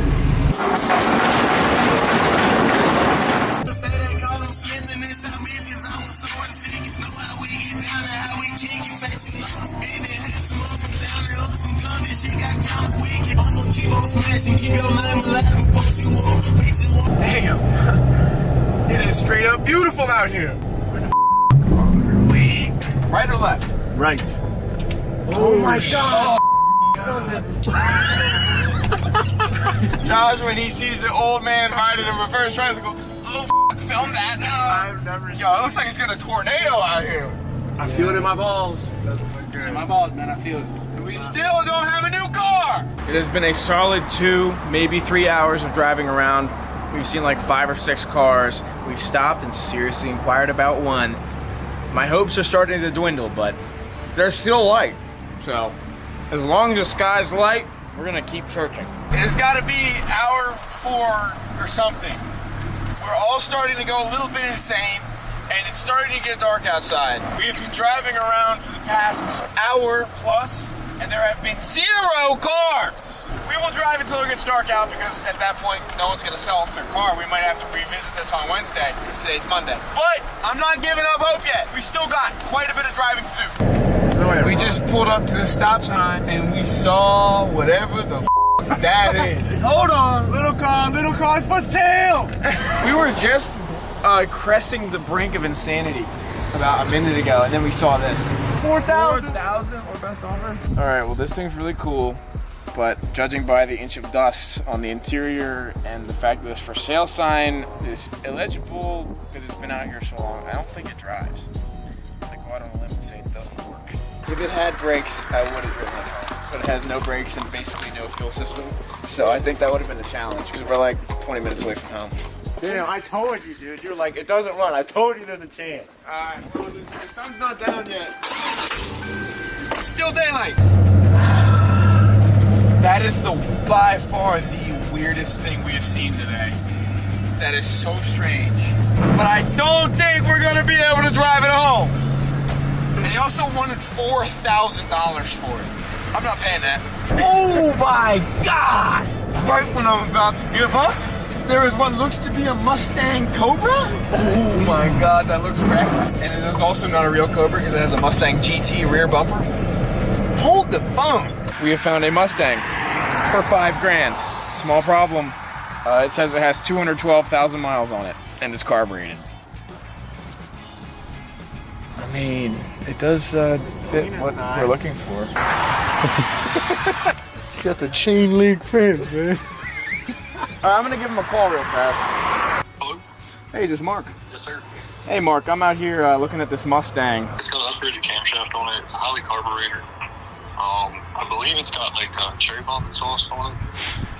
Okay. How hypothetically negotiable are you like today? I'll be honest with you. This is it's definitely a hoopty. I think you and I both know. It's got a lot of miles on it. Trans is probably needs a rebuild, body work, unknown motor. It's got it all. So my buddies and I, we're Mustang guys. We would probably use it for parts, but I would, to be honest with you, be absolutely nowhere near $5 grand. I'm a little bit flexible with the price. It wasn't like end all 5, so there's like I'm not super flexible, but I can work with something. Yeah, I don't know if you'll like what I'd offer you for it. Yeah, I mean, I'd start out around like $2 grand for it. Okay. I was gonna say I definitely was looking to get at least 4. I could do 3,500 for it at the lowest, honestly. Yeah, I'll be honest with you. I'd probably do 2,500, but that's probably about it. Just because of all that it needs, all that I know I'd have to do to it. I do plan to drive it, but I tell you what, I'd do $3 grand if you came over now. I got cash in my truck, and we'll drive it home. You know what? Okay. You need like 20 minutes. I would get over there. I can't say no to that. All right, that sounds good. I appreciate it, man. I will see you here shortly. Do you mind waiting about 20 minutes? Yeah, that's fine. All right, it's really low on oil. I just had a realization that the rear frame rails are both rotted out completely. I might call them again. That's not good. Yeah, that's not even good. Call him again. Hey man, it's Tom again. I was the one looking at the Mustang. Okay, what's up? I hate to do it, but I just looked under the ass end of it, and both the rear frame rails are completely rotted out, like gone. They're rusted out completely, like they need to be cut out and replaced. Just keep it in mind, you got my number. If you'd, I'd do 2,500 for it still, but that's about it. So if you want to think on that, then that's fine. Okay, I appreciate it. I'll give it some thought and I'll let you know. All right, thank you. Yes, sir. No problem. Talk to you later, soon. All right, safe. Man, if the frame rails weren't shot, I would have paid $2 grand for it. You mean 3? Yeah, I said 3. You said 2 just now. No, I said 3. You said 3. You're hearing stuff. The motor and trans are worth like $500. The wheels and tires are worth $500. The rear is worth $300. That's $1,300. We're looking for a reason to make this make sense. I don't think I could pay. Look at this cool ass Cobra badge. It does have Cobra badge? That's worth like at least $5. $5, got 2 of them, that's $10. The entire interior is gray, it's not even black, so it's maybe worth $300. So we're at $1,600, and that gets it down to a non-rolling chassis with no rear and no drive chain and no interior. Bus! Yes! That would be the dumbest. Let's go inside. Tom. Oh, that's just wrong. I already had it in my mind. Oh, no. Put a Honda motor in it, damn it. Oh, that's a Honda. This looks like something you'd find in West Virginia. This guy's got some balls, I'll give him that. Look, it's front wheel drive. Ha! It's very rusty. Yeah. It's 4-wheel drive. Front wheel drive.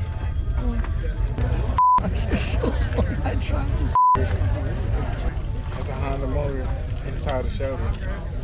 His name is Tom Rufford. It looks so real. What the hell is this thing? That's an abortion. Wasn't it cool last year? Get a Honda, man. Come on. Why would you do that? Yes, it's front wheel drive. That's pretty cool. That's actually really funny. That's really funny. Is that a motorcycle motor? I'm wondering. It's a Vortex. I'm guessing that's a V6. 1, 2, 3, 4. It's only 4 wires. Oh, shit. That's why I'm thinking it's a motorcycle engine. I ain't lying. Good job. Oh, that's sacrilegious.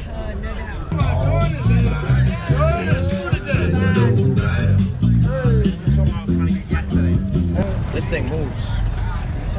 This is the slowest one here. Creative. Yes, it is. Creative. Yeah. It's got a Honda motor in it. What? A Honda motor in it. Just because you can doesn't mean you should, right? Yep. Somebody said this thing's making like 435 horsepower. It's amazing what these Yeah. Yep. Massive Tango. Yeah, see, that's really funny. It's stupid. It's terrible.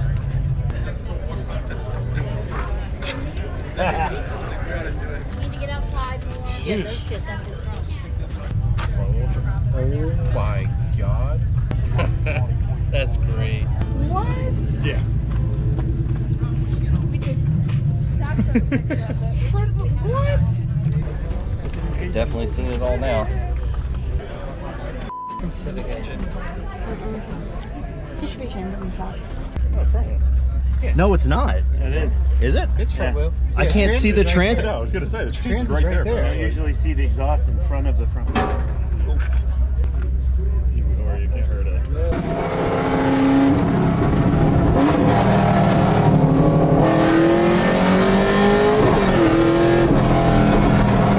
I mean, come on. Come on, with something that sounds like that, still gonna do it.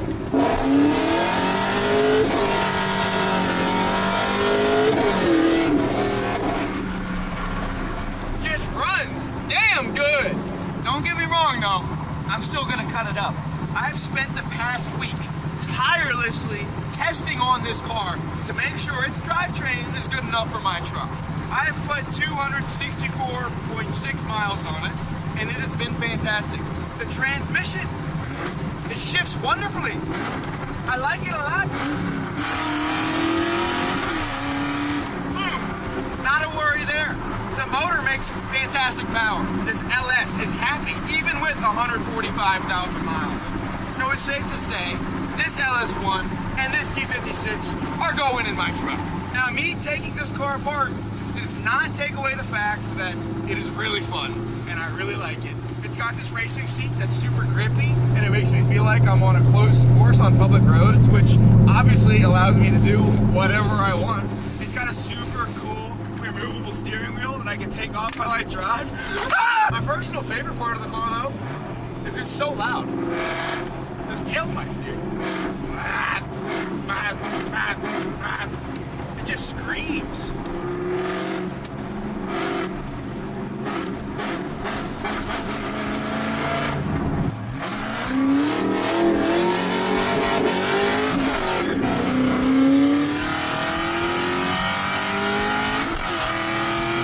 It's time to finally make this baby. So let's do it. Not quite sure how cameraman and I are gonna muscle this together, but we are sure gonna try our hardest. First plan of action is get this back on the ground, which is gonna be tough because it's currently really dangerous and sharp and heavy. Number one rule of forklift safety, have fun.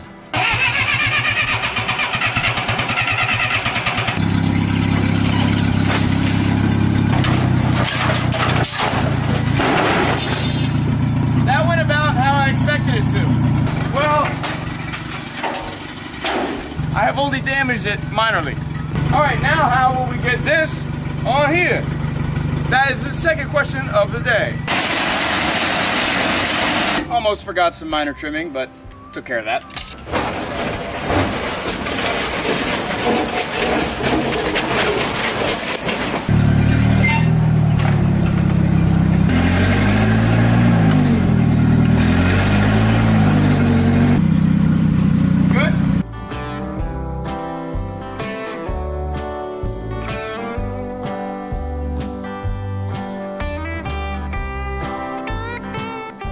The cab is now loosely resting on the frame, and it looks pretty cool. Although the front of the cab is currently putting all of its weight on the back of the intake, which is made of plastic. But we're gonna ignore that and also try to lay the bed on it and just see how everything lines up.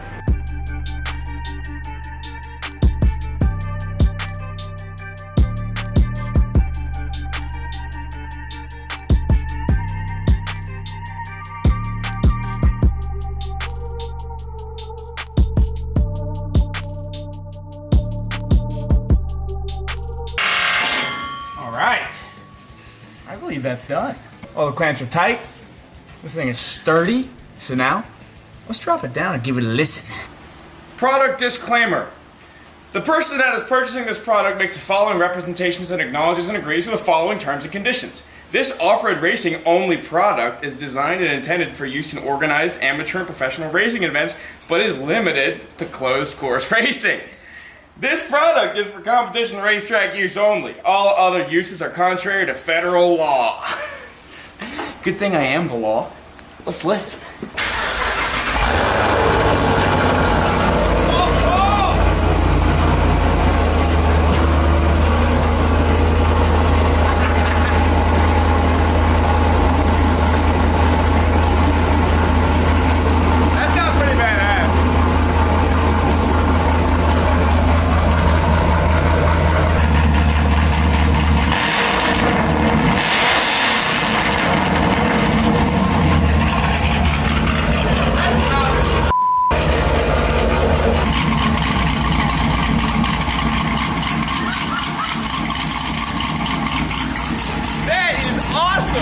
Let's go drive it. I need to hear it right now.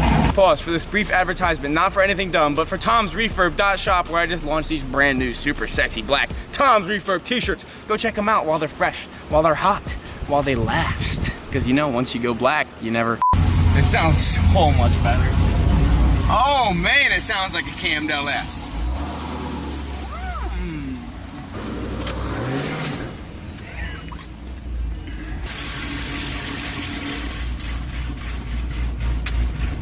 All right.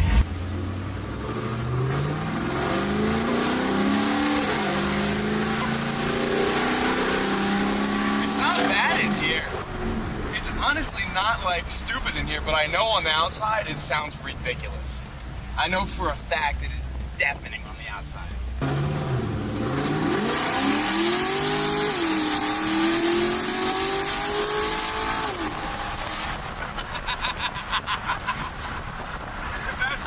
Way better. Way better. This thing sounds like a Z06. That's badass.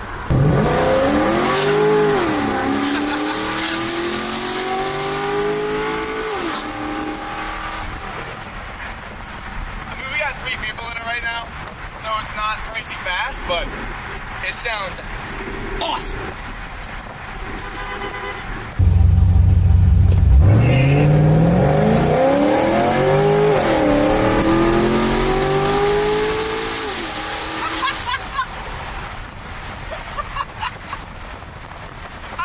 My police car.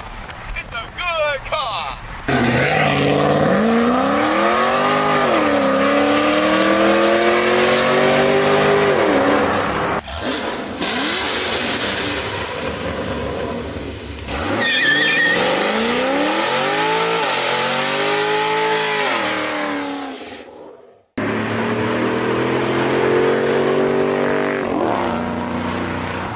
Now this truck does have a factory limited slip, which means posi rear, but it's pretty tired out, so it'll still lay a mean one-legger though.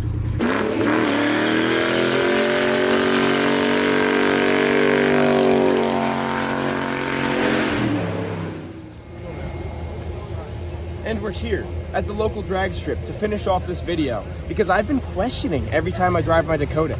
Is it as fast as a Dakota RT? I looked online and they only run low 15s, 15.2 to be exact. And I'm pretty confident I can beat that in the Dakota with a little driver mod. As long as I don't miss 3rd gear and spin my way all the way there, I might have a chance. So I'm gonna try. Gotta try to beat a 15.2. Need some weight reduction.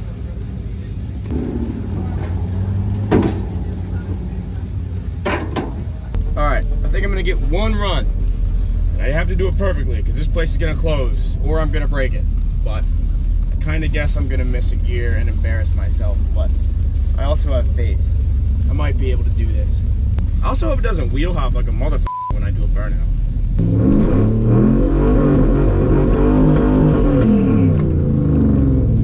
All right, easy little burnout, all right?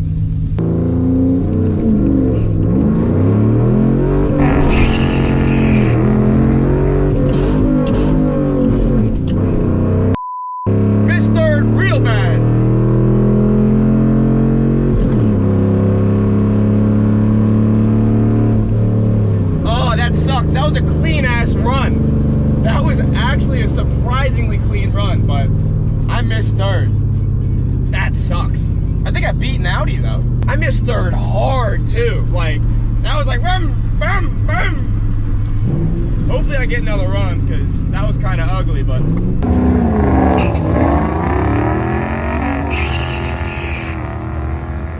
Thank you. No, Monica! 15.8. Actually 15.779, but I'll round it up to 15.8. That is not close enough. I missed 3rd 3 times. We're gonna have a rerun, we're gonna have a rematch, and it's gonna go f***ing great. All right, and I'm not gonna miss 3rd. I'm gonna ship 3rd nice and easy. All right, 2nd and final run. We will get no more runs after this. If I f*** up, I will be very, very sad. Because chances are I probably won't do this again because this is my daily driver and I don't want to break it. It is already running slightly hotter than it has ever run before, but it'll be all right.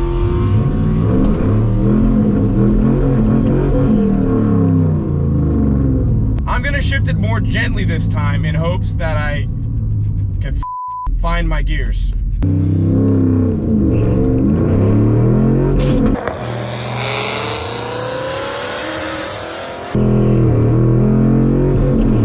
Third, baby! Yeah! Mustang's coming, but he ain't gonna catch me! Okay, he caught me. Almost took on a coyote, and I'll say that was a semi-clean run. It spun second, and I shifted super slow, but I'm happy with that. I'm actually happy with that. Now, if that was not a 15.2, then I will say that this probably just is not as fast as an RT, but I think that was close, baby. Thank you. You're welcome. Oh, 15.0! 15.03, baby! The decoder is faster than an RT. 15.0 at 94 miles an hour. I did not think through at least 5 things, this being one of them. Stop.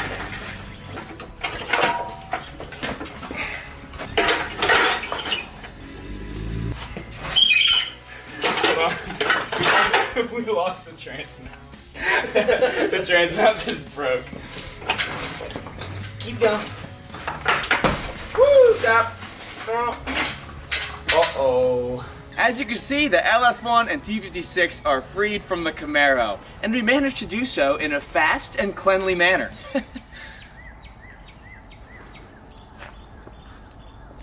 Damn, what's in this thing? Ow! I closed it on my hand. Did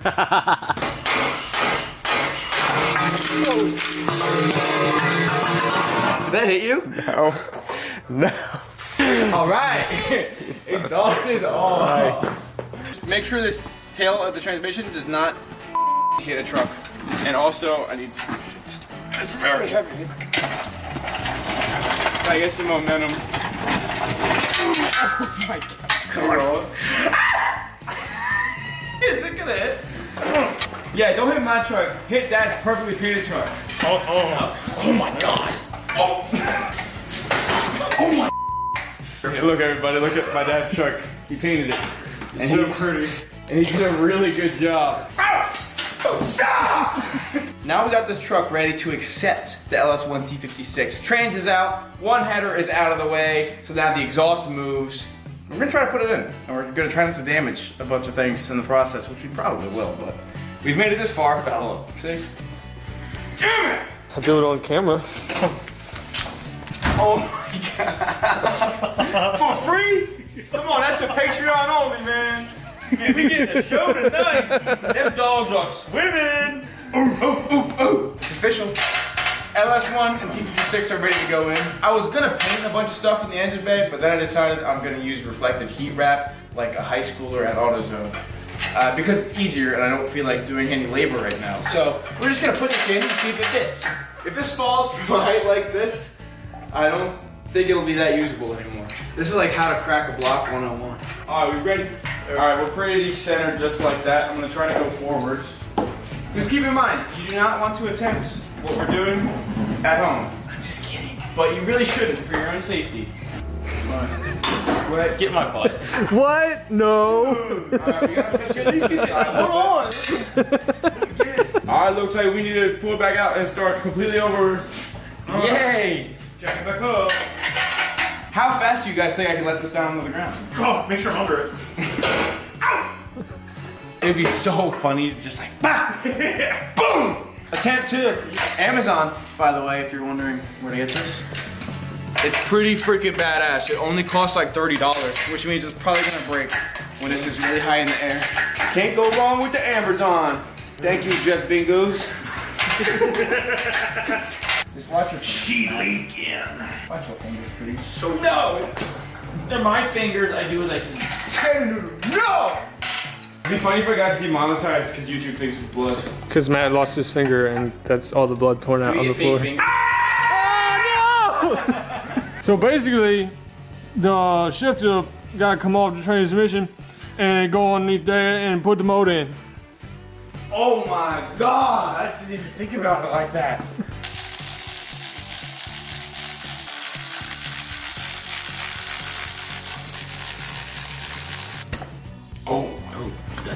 It's my. All right, attempt 2. Are we ready? Oh my. No, not really. I mean, this is looking kind of promising. Give it a little bit of a shunt. A little. You go more. All right, hold that. Dude, we're Hold that there, brother man. It's cleaning the floor. It's a natural detergent. Look at the oil leak. That's fairly centered. Yeah. What are you thinking? Down? Keep going down. Keep coming. Oh god. Oh, Clear. dude, we're sliding in. Oh, suck my crank. Hold on. Alright, give her. Yeah! Ooh, we good? Motor in the truck. Motor in the truck. I'm going down more. Oh yeah, we're good now. I just have to go forward now. Look at that. We're touching. Squatting my perfect paint. No room in between that. Right now, we're trying to decide if we can get enough angle to clear this, or if we have to take this off. And we really don't want to take this off because it sucks. So right now, we're gonna mess with some angles and try to do that. But we also can't move any further forward with the actual hoist. So I'd just like to say for all you haters out there, this truck is finally painted. It took a month of time, but it's nearly complete. Stop filming so close! What are you doing? Alright? Alright. I'm gonna go. Don't kill the ass. Guys, this is gonna go straight up your ass. Okay. You're not good. Oh god. Oh, we're coming up. You alright? We're gonna destroy the course forward. Attempt 3. We have more angle of the dangle, and we have more reach. This one's gonna be perfect, and it's gonna slide right in. Come in. See if we're coming. You gotta go in a little bit. There you go. He's gone. Never mind. I take that back. Yeah, come on, peanut gallery. Oh! Keep going. Why are you waiting? Alright, now Get in there! you made it. You got We're in. Put your bolt in right now.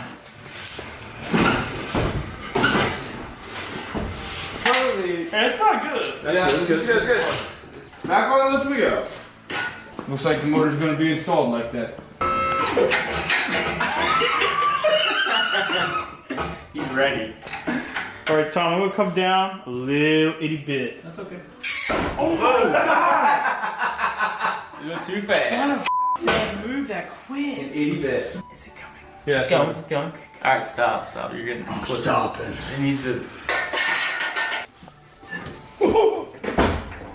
Alright, now I'm resting on top of the cross member. So what I need you to do is let the motor down a little bit. I'm letting the motor down a lot of bit.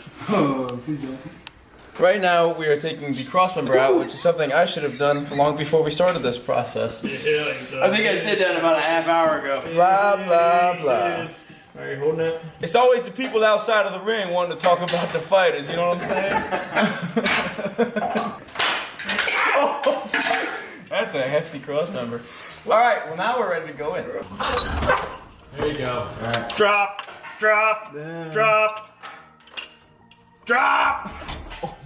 Alright, come down slowly. Oh! Oh, keep going. Oh my god! We gotta do a little aligning, but we are there. Let me guess, the jack hits it. Mother. That's some pipes, dog. You got some pipes on you? You think I can slide this? Oh my god, let it back down, man. You haven't impressed the shit out of me, dude. You alright? Nah.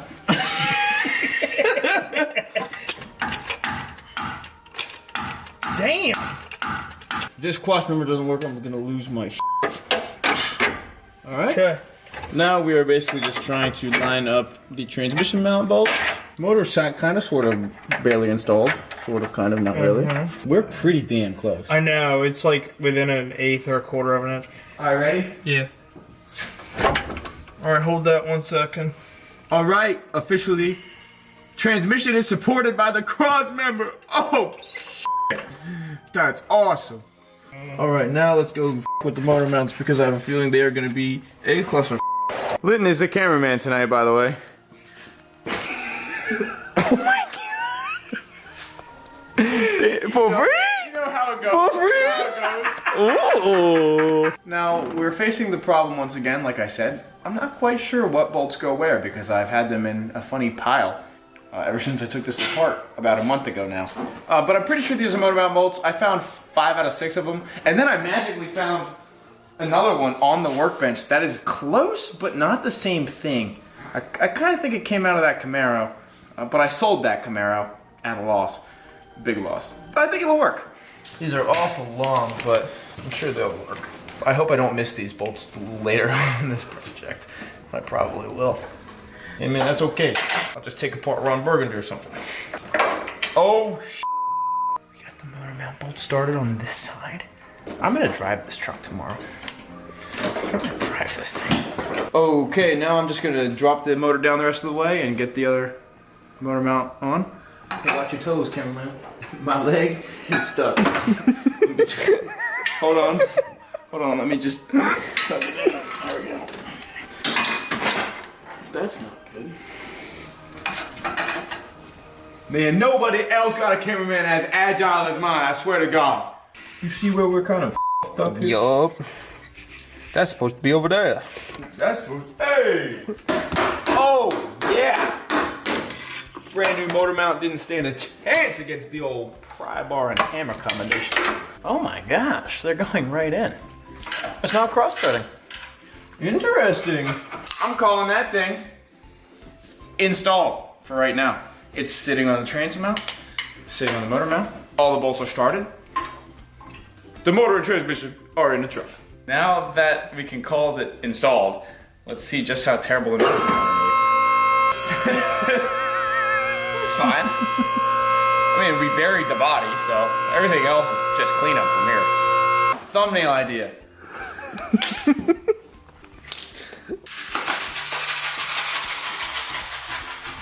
If you weren't quite sure how an engine works and a car works, cameraman.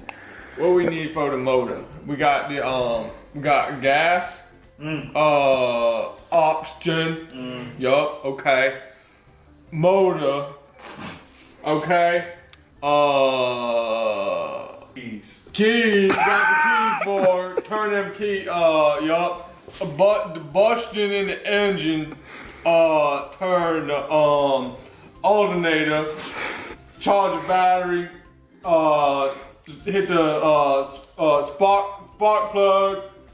Where we at?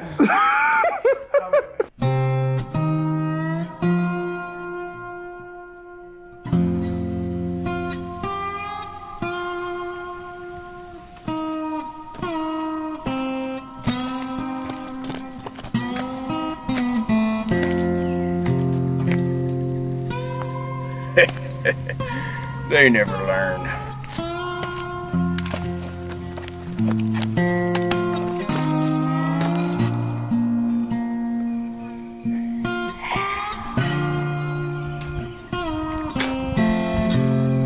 Officer REFURB, reporting for duty.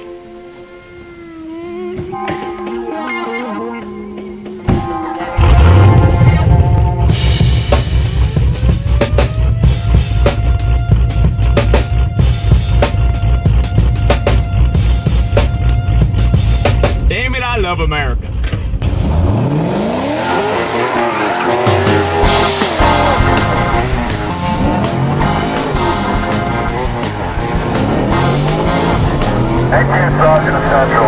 Hey, Chief, what's up? Modify my patrol car? What?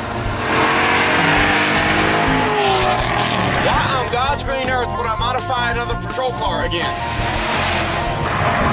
Fine, I get it. What are you gonna do, call the cops? Don't accuse me of wasting the taxpayer dollars! This is America, not some commie hellhole! Over!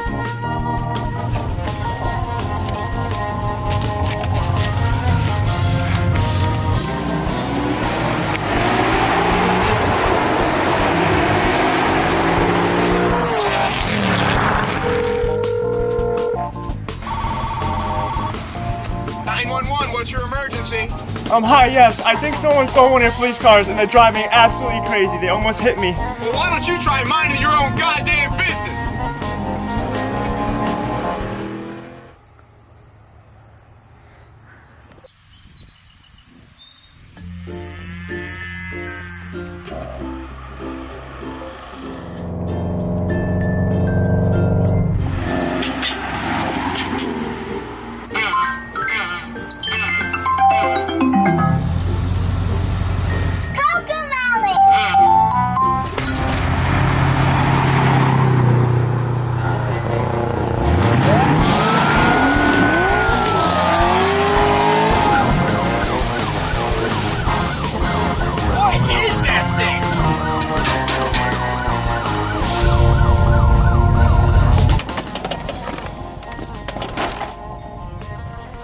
in the f are you doing? I'm just driving. Oh, you're just driving? Yeah, it's a nice day out. Well, I'm just patrolling, and frankly, I don't give a f how much you drive, but this thing sounds like f***ing shit. Have fun in court, nerd.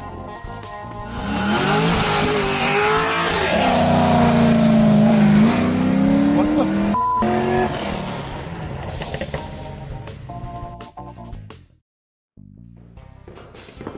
Hey guys, it's Cameraman, and today we're gonna be. What the f are you doing?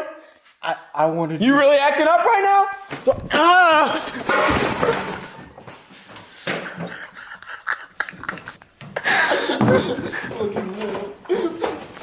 I'm getting my kids on the Hey guys, it's Tom's REFURB here. And in this video, we're finally gonna bring Hot Tomato back with an LS1 and a T56 combination. I'm so excited to start this project again. Yeah. Yeah, the shock collar works, huh?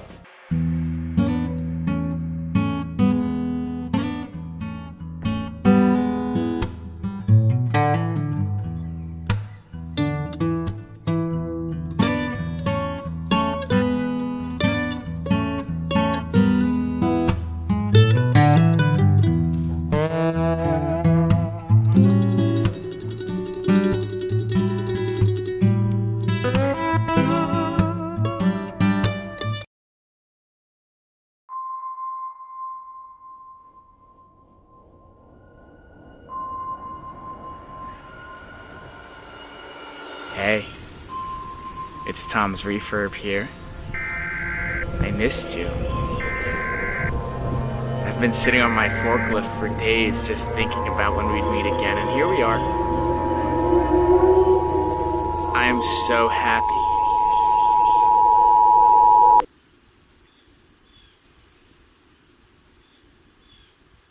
Ah! Look good? How we looking? Is this a Hellcat? We're about quality here at Speedy/Tom's REFURB, just so you know. Are we ready? Are we ready to hear this?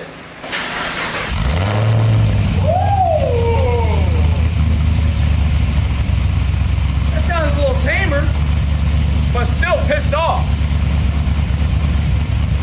That sounds really nice, actually. Hold on.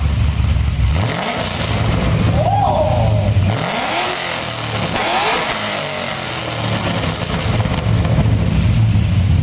The Speedy Smooth is where it's at! Dude, it's so much tamer, but it still sounds pissed off.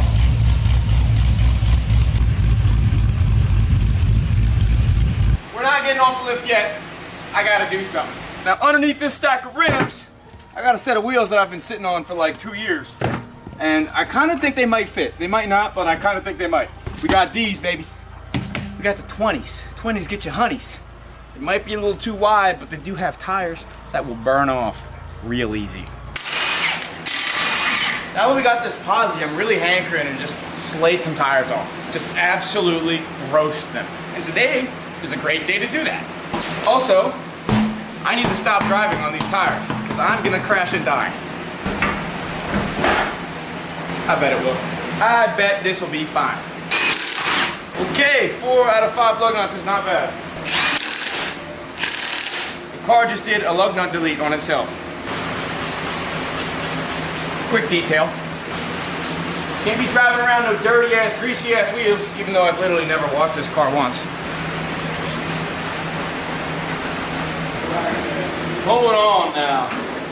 Damn, I might need another set of the fronts. Damn! My got repoed.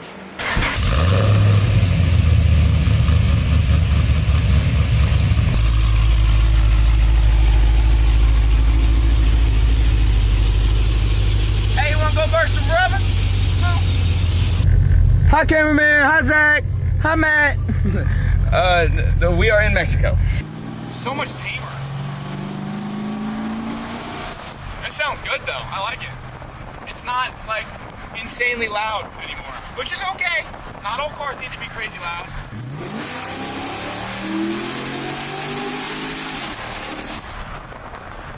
Not bad with 4 people. might I say. Just still sounds crazy too.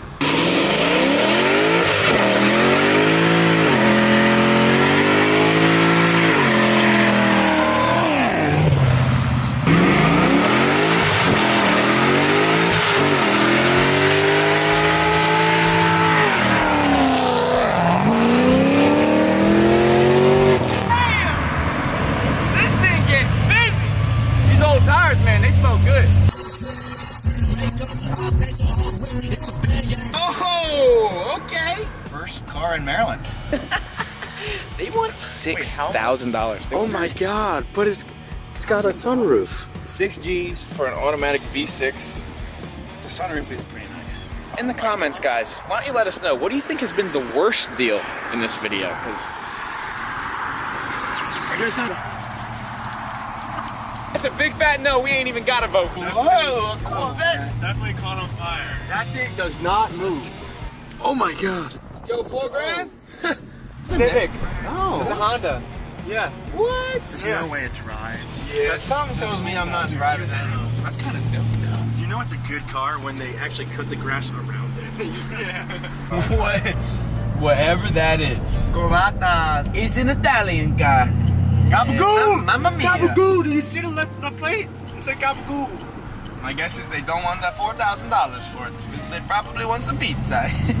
Get it? Tom, that's racist. Do you get it? Because Yo, those guys are just homeless. something tells me those cars have a lot of fentanyl in and around them. There's a skeleton hanging from that tree.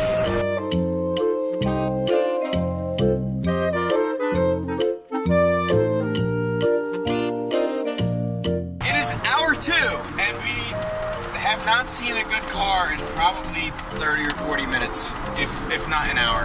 The past hour has been fruitless, but nevertheless, we persist. We keep driving.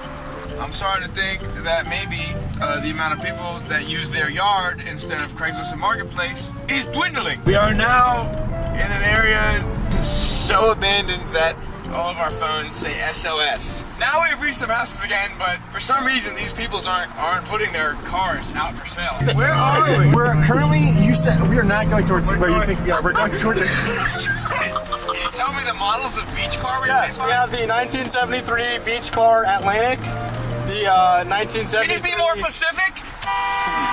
You know you're in a good place when the road's name is First. It's the way when there's a car behind us. Oh my God!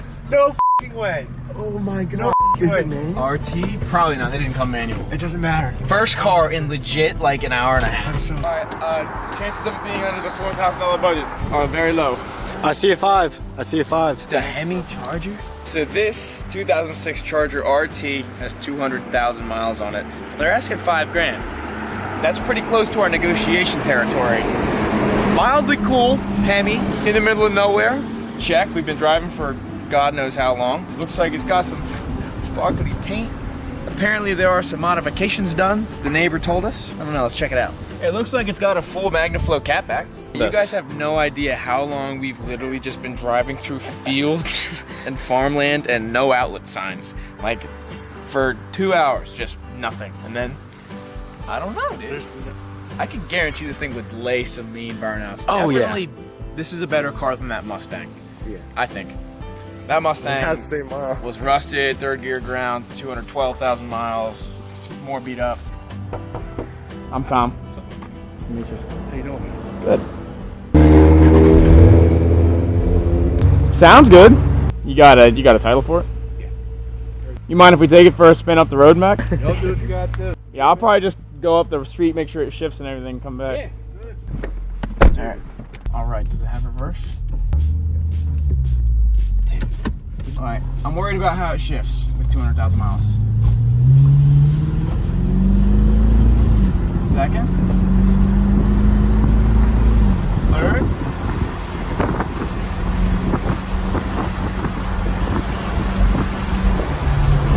It seems fine. Dude!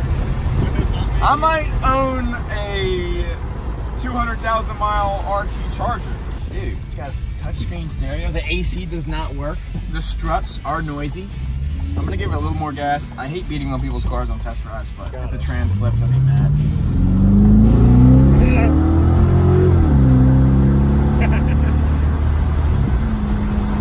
If we could get this for $3 grand and $3,500, that's not bad. This is for sure a $3 grand car.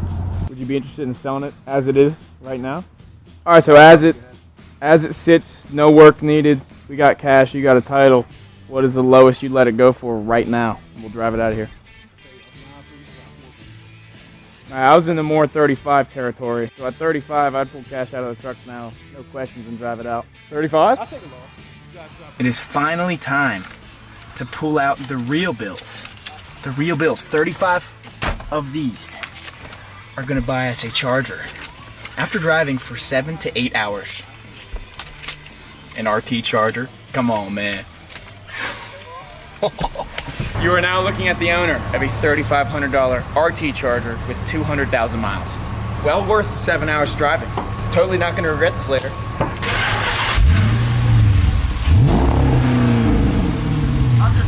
I'm just saying. I bet that SS can't even keep up with me, dude. I swear. It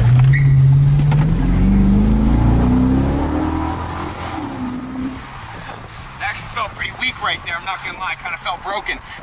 But dude, this thing's badass. After all of that driving, we managed to find this Charger about 45 to 50 minutes away from the shop. So we have a decent trip ahead of us, but dude, this thing seems like the epitome of reliability. Nothing worries me at all. For $3,500, clean title and a sunroof, I am not mad. I'm not mad at all. We on a little, dude, we on a little side road. Come on, man. It's kind of slow, I'm not gonna lie, but it will lay some peace. This thing, steering's tight. It's got a sunroof. It's got V8 power. It doesn't seem to smoke. It shifts good. I tell you what. Take anything away from this video, maybe you should just drive around and let God plan your next car. I got a Charger with 200,000 miles on it. Happy customer right here.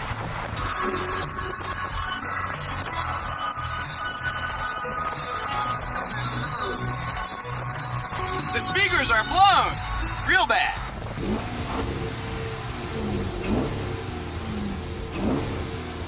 Just saying. I think my car speaks for itself. Basically, a Hellcat. Dude, this thing gets it, baby. Now we did make a brief little side trip into Mexico because I needed to test a couple little small capabilities of the 5.7 Hemi. Starting with this one. Second gear. This thing's awesome. Come on now, this thing's awesome.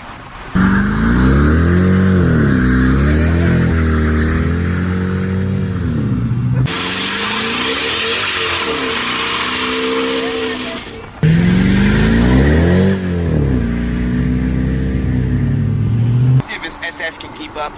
1, 2, 3. I'm spinning. Gap that fool. It's a 10-second car, man.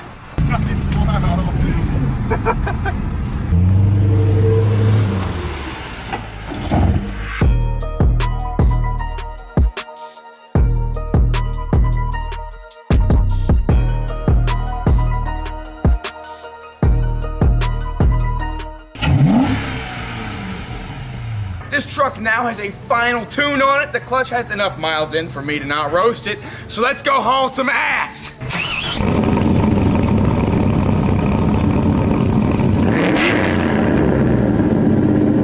Very excited.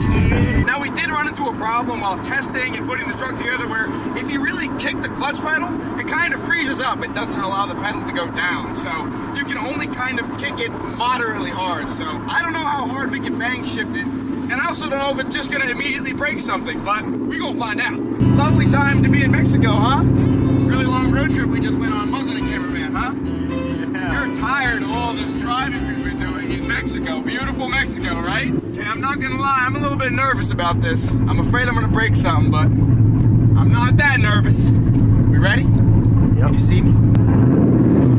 Pool number 1 in Hot Tomato.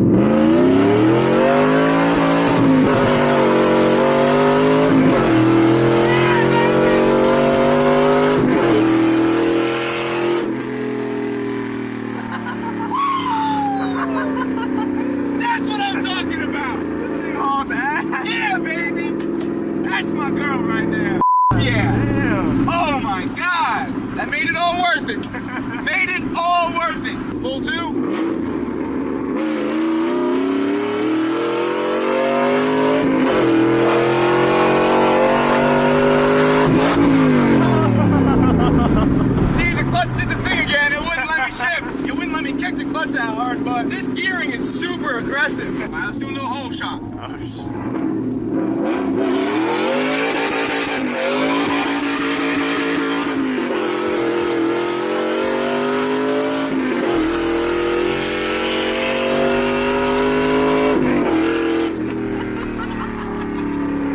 That's my girl right there. Hot tomatoes back, baby. This thing fucking holds ass, dude. Little bird jacket.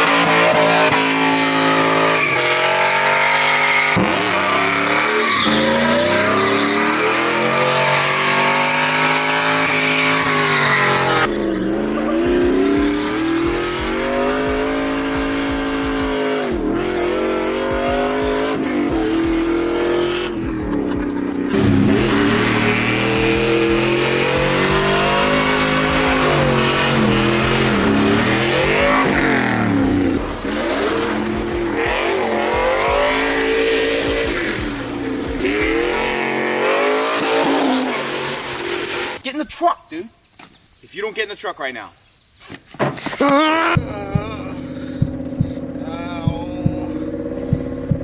Tom, I really think we should go to the hospital. It doesn't feel good.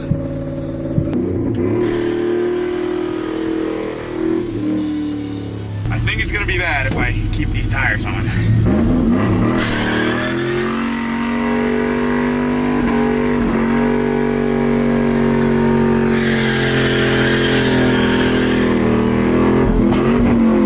And of course I missed third again. Of course, the moment the camera comes out, Tom gets shipped to South Dakota.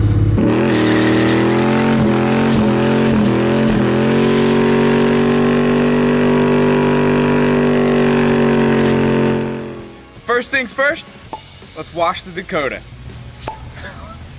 Tom's REFURB white t-shirt car wash.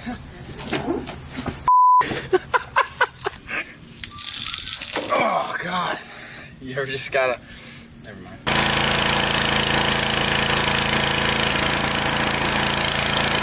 Now because I'm gonna buff the shit out of this pretty soon, I'm starting with just a normal sponge. And then I'm using this, which is called a clay mitt. You can get them on Amazon. What they are basically sponges with a clay bar on the back, but they're not annoying like real clay bars. And they work pretty good at getting rocks and little things out of the paint. So when you buff, it's not spreading around all sorts of crap. I like them a lot. You can actually feel the dirt coming out, because on the first couple swipes, it feels rough. And then the more you do it, the smoother it gets. By the end of it, this thing's gonna be like glass, boy. How to wash your car with Tom's REFURB.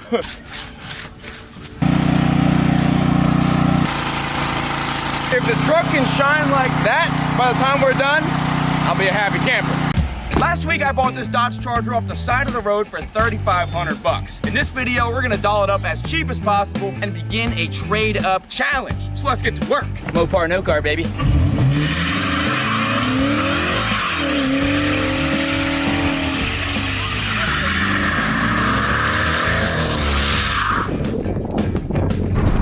I unironically hope that I did not just damage the quarter panel after lightly smacking it against the guardrail.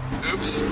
This is a continuation of last week's side of the road car challenge where I picked this car up for $3,500. It's a 2006 Dodge Charger RT powered by the 5.7 Hemi. It's got 200,000 miles on it and plenty of wear and tear, but I think we could do a lot of minor work to it and really boost the value up and trade it for something actually worth our time. Just saying, dude. Hemi, dude. You sleep on it, man. $3,500. What else can you do that with? Tom, you gotta stop. Why? We're gonna total this before we trade it. Isn't that kind of the point? That's like it's like a Dodge Charger thing, isn't it? Kind of go total it. Doing really cool, awesome burnouts. We got to Mexico incredibly fast. There we go.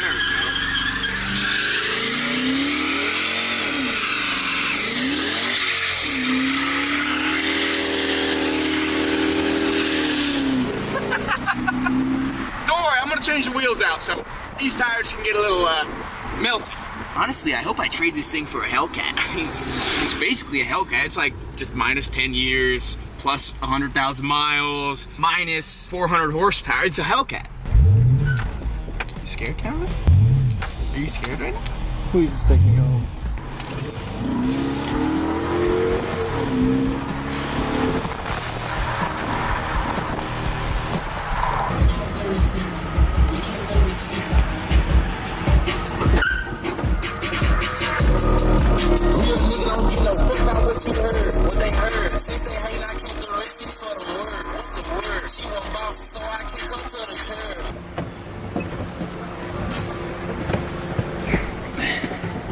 Let's get to it, baby.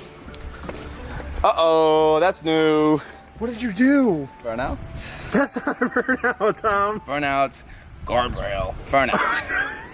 Just a little scrape. We gotta do some paint work anyway.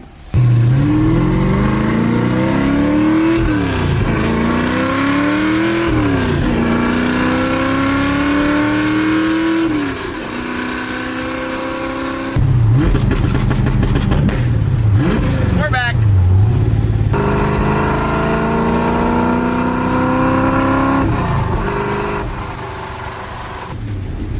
Ooh, these brakes feel good.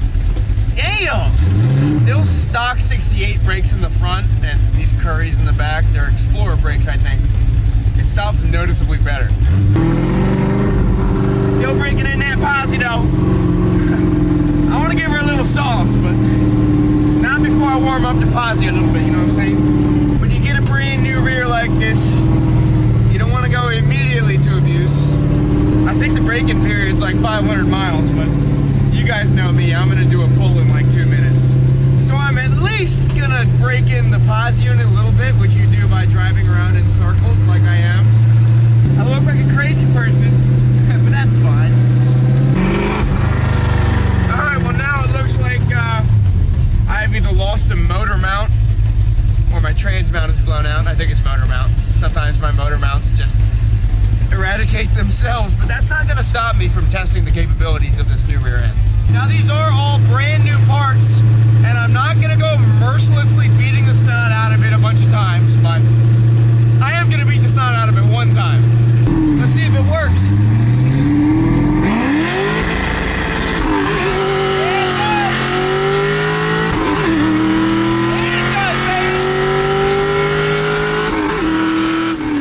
Alright, I'm only gonna do that once. This stuff's brand new and I'm not gonna break it, but man, that's good. That felt good. I'm having my girl's back, baby. My car's back.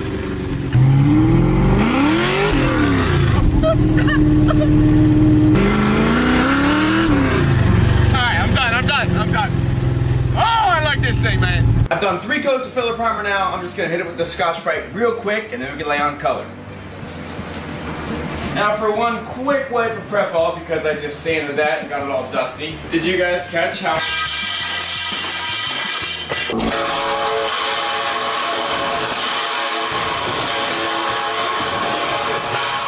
Did you guys catch how I'm dropping a pole on my head? That kind of hurt.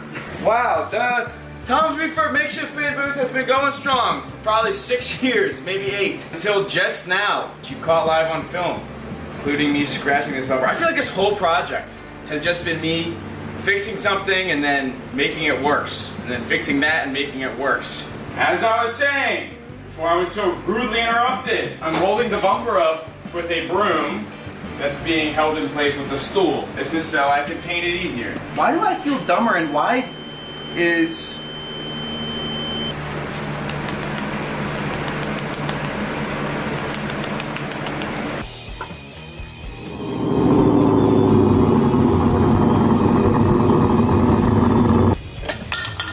Fun fact, I actually bought these RT rims at a swap meet alone, and then 2 minutes later found these tires at the same swap meet, and then I put them together. And that was about 3 or 4 years ago, and they're dry rotted.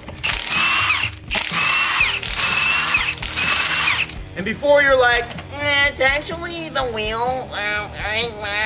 Wheel and rim are synonymous, and if you disagree, care. Got the grippers, the gorilla grippers. thick ass fatties right here. Ugh, barely closing too.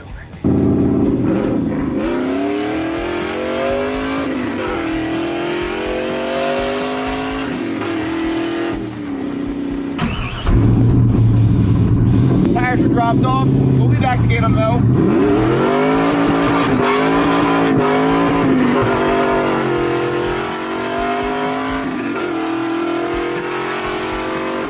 Oh, this thing's badass, dude. We're back, baby. Let's put them on and see how thick this thing looks. I'm very excited about it. Ooh. Oh, she got a little meat poke now. Got a little meaty poke. Gonna give me the meat sweats. Now, while we're up close and personal with these wheels, I'm gonna take some quadruple zero steel wool and some metal polish and clean up a little bit of oxidation in the insides of these spokes, because I want these things blinging with the rest of the truck.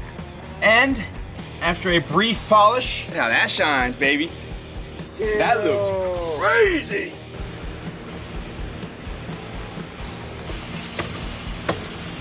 Finishing touch. Oh yeah. Oh, she's looking meaty. Yeah, those look so much less chum.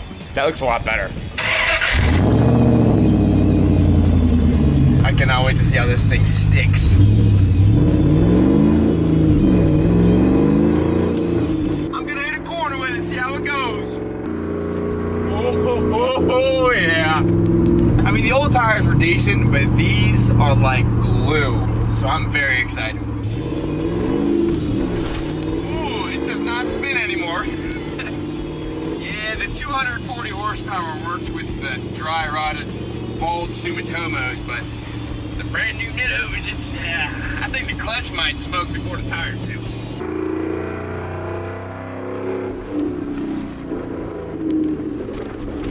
Oh dude, we're like three-wheeling this thing. That's awesome. Still spin them, but it hooks. Wow. One more aggressive corner. Oh, dude. Oh. I'm a changed man. I grabbed third that time.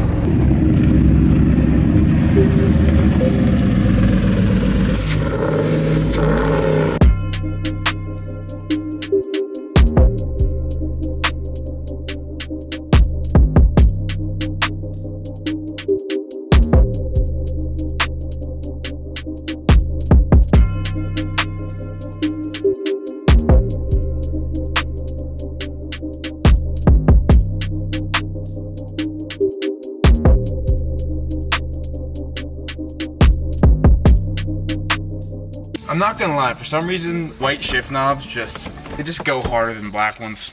I don't know why. Oh, that's upside down. Hold up. Give me a second. Look at that. Look at that. This is not the worst place I've soldered. Comfy. Have you had anything to drink tonight, sir? Have you had anything to drink? No. So I'm choosing the ground choice, which is whenever the MSD module is grounded, it will tell the box to lower the rev limiter to whatever I set it at, probably around 3,500 RPM. Noise complaints, I think, is set at 3,500, and it's perfect. Actually, no, it's 3,000. Maybe I'll make this one 3,500 just so I can make more noise. Shoot some more aggressive flames, possibly. All right, both those connections are strong. I put on the shrink wrap. I still can't believe I drove this truck into the shop and then worked on it for 3 hours, and now I can't drive it out of the shop.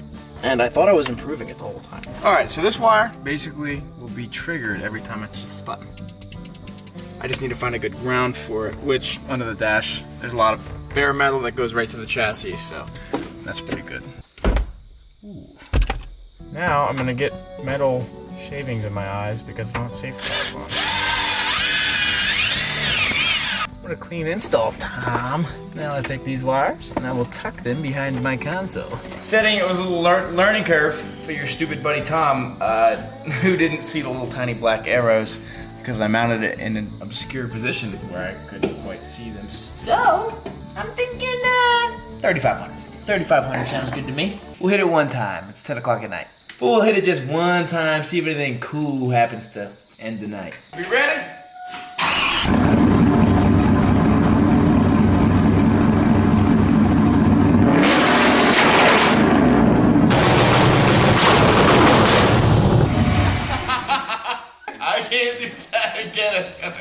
Holy shit. Cameraman's face was immediately like.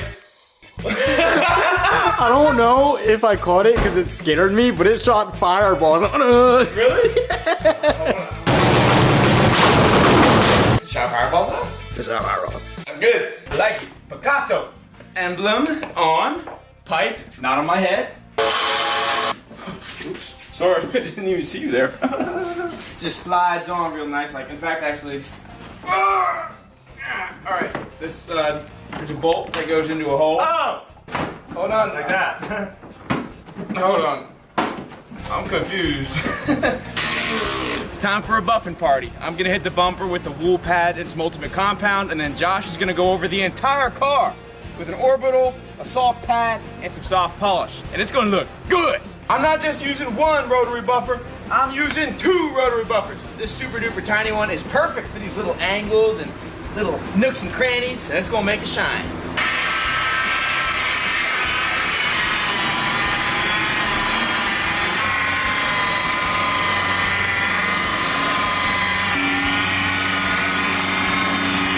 Look at that, look at that, not perfect.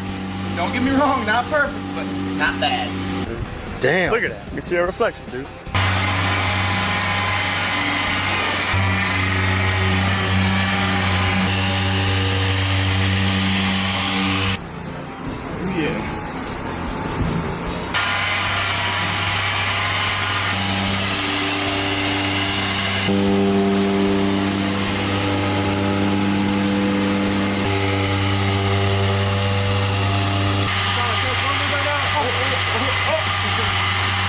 If bumpers were sentient beings and watched porn, this is what it would be. Haha, I have the camera now. Cameraman has to wax. Sucker. Josh is still buffing. Hurry up, man. Declan put a wing on his car. I said put a wing on my car. Declan has been helping tirelessly on the Dodge Charger by installing a wing on his Integra. But this thing's really looking good. I'm very happy. While they finish up on the car, I'm going to wrap these side marker lights black because it'll look better with the body being black, and also our yellow fog lights won't be fighting this orange turn signal, so it's gonna look all around better. Should be using an applicator. Like, we're all getting very hyped right now because the Charger that is so cheap is looking so good. I don't even have $4 grand into it, and it's about to look like a show car here in a minute. This is not really the right way to do this. I'm not good at this. It's like I'm not good at a lot of things. I'm good at some things, all right? Name one. Cut off the excess. You guys remember how I did this? Have no fear. I have this stuff. It's from AutoZone. It's like $20. And it should be enough to cover all the doors. And it should be thick enough to cover all of the horrible paint imperfections. I'm just gonna do one strip from the end of the door, and I'll trim it to fit the door. Believe it or not, that's pretty hard. Does that look good? Huh? Huh? Huh? Dude, it's factory! What are the odds you guys think I scratched the paint? 1 million. What are the odds I also stabbed myself in the leg with this razor blade? Alright, who is paying me $1 million? It's also not a straight cut. No, I bet $1 million that you would, so technically, Dude! I'm rich. I just buffed that! Y'all gonna be laughing till I trade this thing for a Hellcat. Straight up. Is it totaled? Are you trading my total Hellcat? Striker? No title? Hey, man. No engine? A Hellcat is a Hellcat. Wow, that looks bad. I need to cut that a bit more evenly. Can't believe I scratched the door too. And just like that. Factory finished. Don't look up close. Don't stop. I said don't look up close. Bumper is now buffed. Finishing touches for it.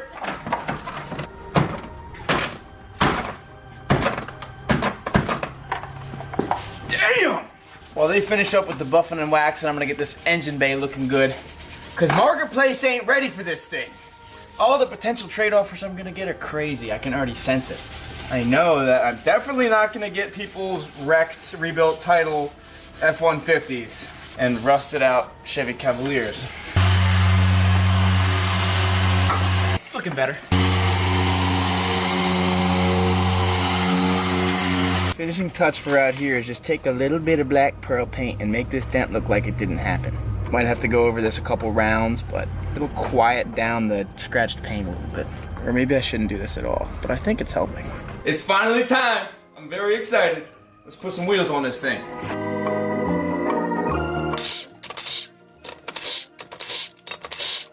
If you work for NASCAR and you've seen all these videos and you haven't yet emailed me, did I give you authorization to? No, never mind. Everybody ready? I'm ready, dude. It's gonna be crazy. Dude, put them on. Just waiting all day. Wow, you made a bone stock Charger look like a bone stock Charger. I put the SRT in the RT. How's it looking? Yeah. Ooh. Good. Might need a little air, but it's all right. I can live with that. Yeah, that looks way, way better. 360 bucks. Not bad. It's a new car. Can't forget it. I backed it into the garage because I was planning on cutting the mufflers off, but then I realized I'm realistically gonna get rid of this in like 3 days, so there's no point. So, off to get it tinted. Tomorrow for sure. Yeah, you can't tell I paid 3,500 bucks for this thing, can you?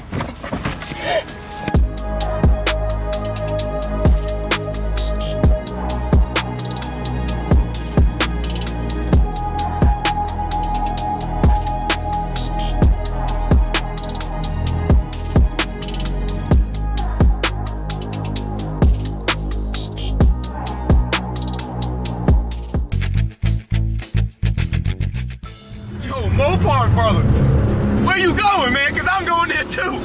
Yo, we got a Mopar right here. What do they want? You want?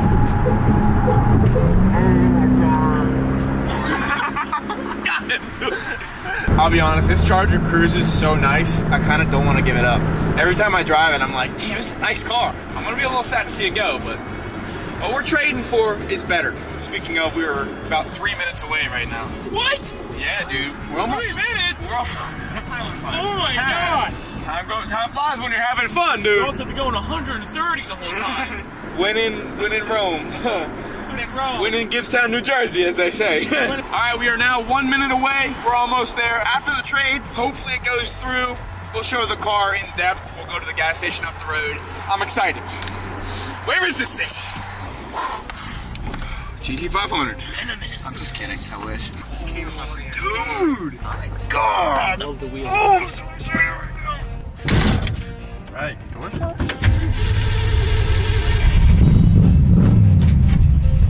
Headlight tech. We have one headlight. We'll decide our fate. What a good start. This thing's loaded down with tools, a spare wheel, and 4 dudes. It probably hasn't driven this many people in a while. Ooh, throw bearing sounds funny. Tires rub. Oh, this is gonna be an interesting drive home. Oh, this is already better than the Charger. Okay, whoa, it wanders. Holy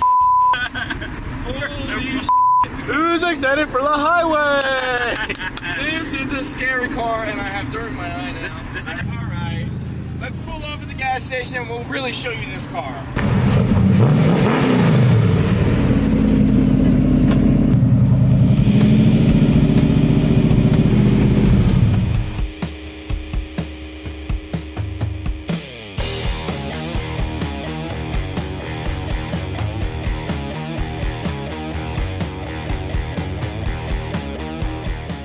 This is not a good idea. The door handle just fell off. Honestly, dude, I love this car already. We've driven it like a quarter mile. I love it so much. Basically, 66 Mustang, coupe, small block Ford, 3-speed manual, death trap. Total death trap. And I'm gonna break it to you guys right now. It wasn't a flat trade. I did add $1,300 on top. But before you get mad, remember in the initial challenge where we had to find the car for $5,000? I actually got it for $3,500. So I mean, basically, you do the math, it's fine. But also, when you factor in what we had into the Charger, which was $4,300 plus $1,300, $5,600 bucks? Come on now. This car has no seat belts. at all. Oh, I need to go get brake fluid. That's what I need. Yeah. It has a single pot master cylinder, which means one little reservoir of brake fluid. So if we lose one brake line, we lose all the brakes. And that's really fun. And also the steering is all over the road, which is super fun because we're gonna be on the highway. So basically, absolutely nothing can go wrong. It's gonna be a really good trip and I'm super excited. Let me go get some brake fluid, I'll be right back. I've got some brake fluid. I'm a little nervous about the brake situation. And I'm also nervous about the alignment situation, and I'm also a little nervous about the car situation and the distance and the nighttime. But aside from that, I think this is really cool and it's gonna be really fun. We're not gonna regret it ever at any point during the trip. All right, well, looks like we're taking the highway, because if we don't want to take the highway, it is 3 hours. Tom's upset. No, I'm telling my girlfriend goodbye. Make sure you tell your mom too. Oh yeah, let me text my mom. Yo mom, might not make it home. Everybody text their moms. Okay, are we ready? Love you. Hold on, I gotta send a text. I love you. Sorry it had to crash. You can have my Chevy Silverado. That stinks in here. Yeah. Something is burning and it smells. Okay, we're gassed up, we're brake fluided up. Josh is still eating his chicken sandwich that he started eating 18 minutes ago. And we're gonna get right on the highway, and I'm honestly really horrified. I don't really want to go any faster than 40 miles an hour in this car. I can't even drive manual. I can't even drive straight. The car does not drive straight. Immediate highway. I checked the lug nuts, they seem okay. I hit all of them with my impact, which means I stripped them and the wheels are gonna fall off. Ooh, wow. Oh, and there's traffic now. Yay!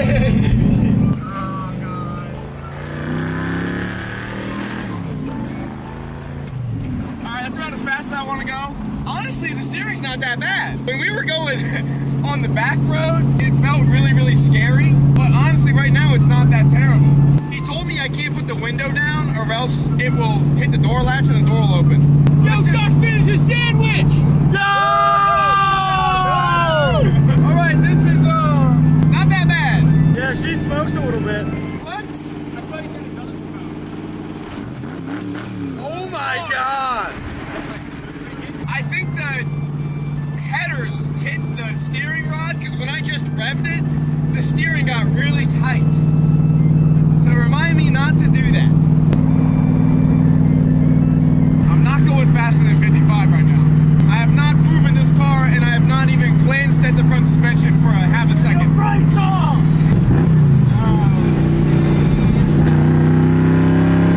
Oh, that's scary. I've been pulling a little bit. Get that flag, dude. Holy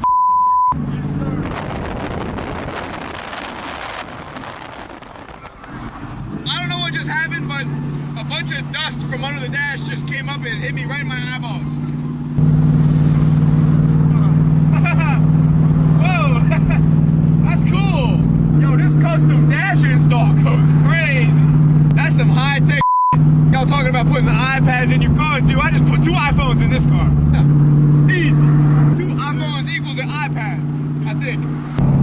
To be honest, the single headlight's not even that bad, as long as I keep the high beam on. If we broke down on this massive bridge with no pull-off, that'd be really cool. I'm proud to be an American. You're like, well, at least I know I'm free. I won't forget to live without. I gave that right to me, and I proudly stand up next to you and defend her still today. 'Cause there ain't no doubt I love this land. God bless the USA.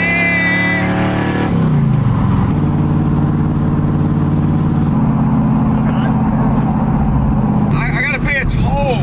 There's lots of police officers at this toll booth. Go, go!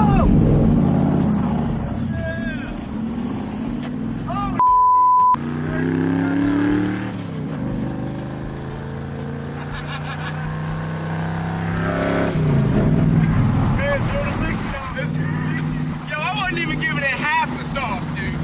It's got way more in the tank than this. I'm gonna get cut off by a very large bus. Damn! That was real close. Every time we hit a bump in this car, the back tires rub and they like make it kind of go around in the lane. And it just adds another hint of excitement to the journey. I don't know, I feel a little wobble in the rear. I kind of want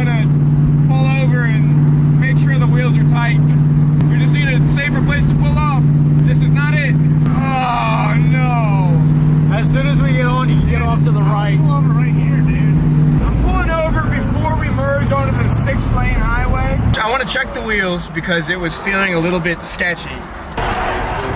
Well, Matt, we should all get out. I'm like a professional. What are you doing up there looking like a tree? Woo! The guy said the lug nuts were the wrong length, and he said they come loose and fall off. So I tightened them before we left, but it was feeling a little bit wobbly a second ago, so I just want to hit them real quick.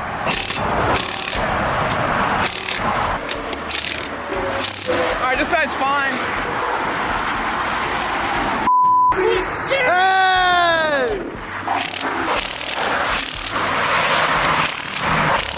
I think it's fine. Now we get to try to merge back in front of all of them. No, none of them.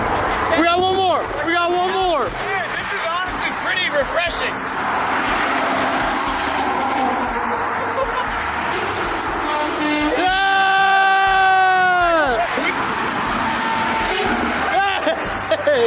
All right, will it start back up? Oh God. That's my girl, baby.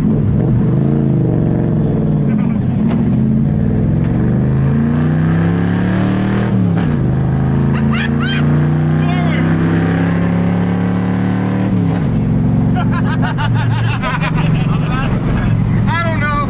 Our custom GPS turned out. We just made the decision to, instead of taking the straight route, we're gonna take a back way so that we can go be douchebags on the college campus on Main Street. We're gonna be the kids in some crackhead car that's making a bunch of noise that we always talk shit on. Yeah, I know, it's hilarious. Oh, it just died. Uh-oh. Why did it just die? Light. Why did it just die? Come on, let's pull off. Good thing we just got off the highway. Hold on. I smell coolant. Yeah, we're overheating. Yeah. Wait a minute. That's crazy. Oh, she overheated. That's hot in there. Oh my gosh. So are you telling me that temperature gauge was lying? Oh no, it might be a rad hose. Look at that. It's coming from the rad hose. The rad's cracked. That's our problem. Why did it shut off? That is question number one. There's no air cleaner. Let's see if we can get it to start. That's fine. Let's see if it starts back up though.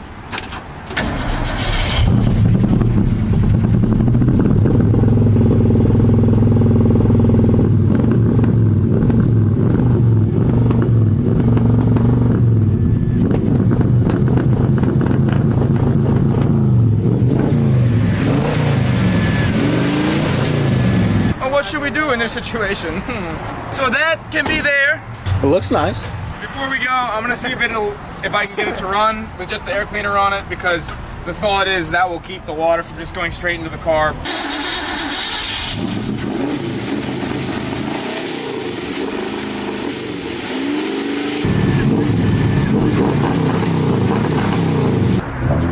Water, anybody? Yo, that's going out just about as fast as it's coming in. Oh, do we have help? Uh-oh. You got JD Weld on you?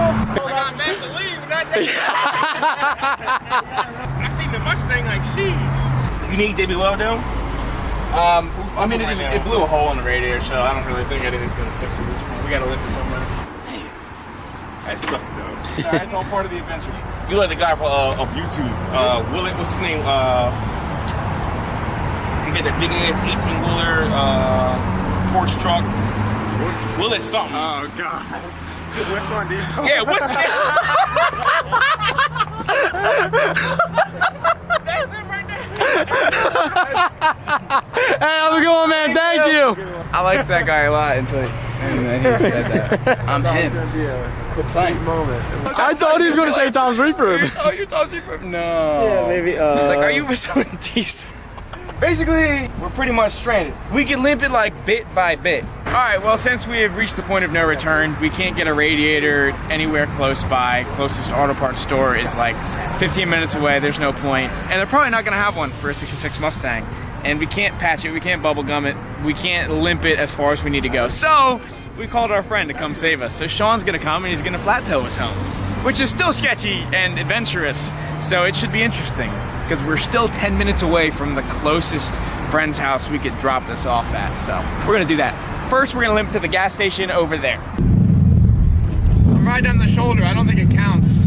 Okay. Hey, why'd this thing die, dude?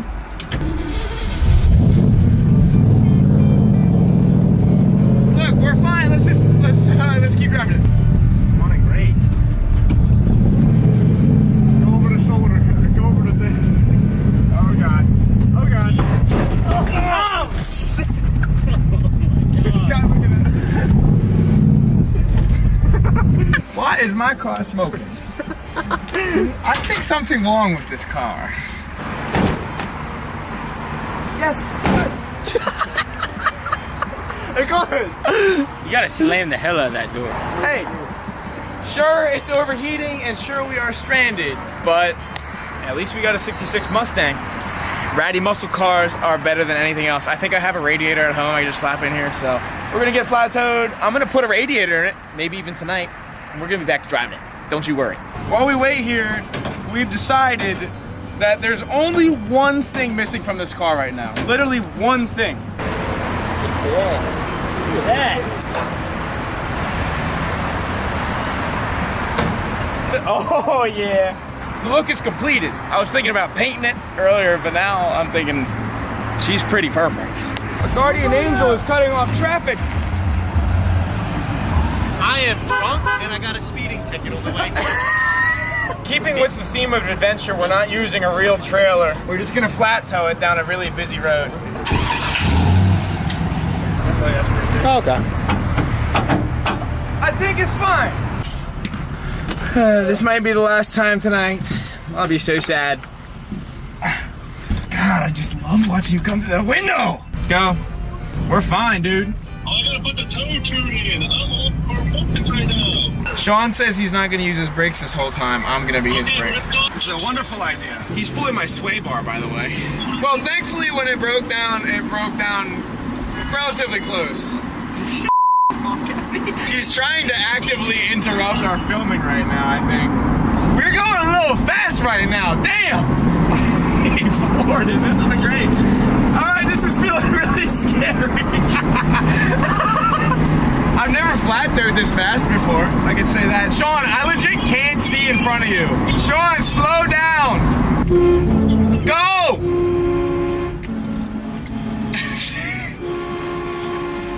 I don't know if you guys can see it, but the horn's on top of the steering wheel. We are now entering Main Street College Town.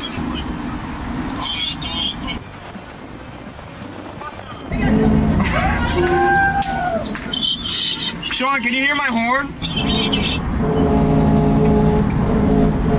My brakes are smoking right now. Oh, it's the rear brakes. Damn.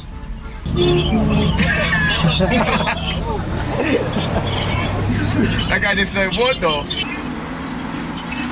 Jesus Christ. All right, you hit your brakes first and I'll coast up. That's a little smoky. All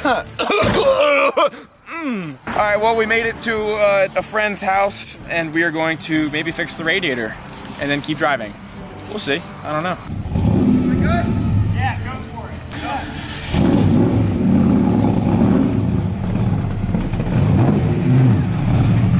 Wait. You want that? Thanks, dude. I appreciate that.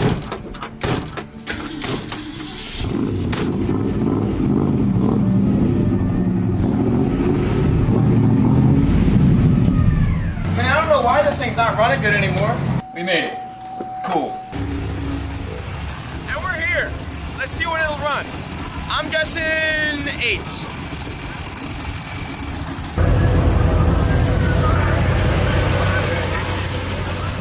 All right, after waiting for like 2 hours, I think we're gonna get one run in, as usual. So, let's make it a good one.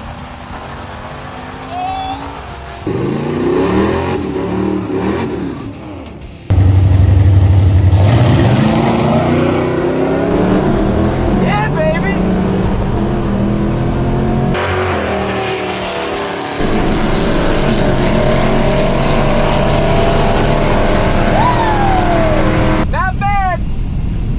Not bad. I'm hoping for a 12, at least. If I ran a 13, I'd be a little disappointed, to be honest with you. Thanks, man. 12.6, baby. 12.6 at a $1.13. That's not bad. Far from an 11, but I don't even, yeah, I think I'm not running 11 at all. That run was disappointing. It ran a 12.6. I want it to be faster, but it's very heavy. We'll do better than that. We get one more run, I think, and then we're gonna get into the low 12s. Trust me. I also cannot believe I forgot the lights. I'm very upset. So this time the police are here.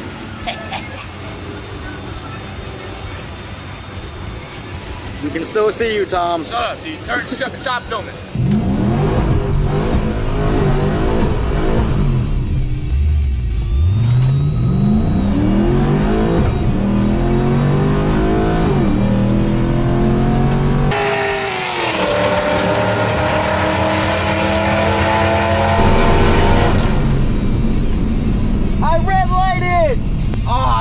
Red-lighted it.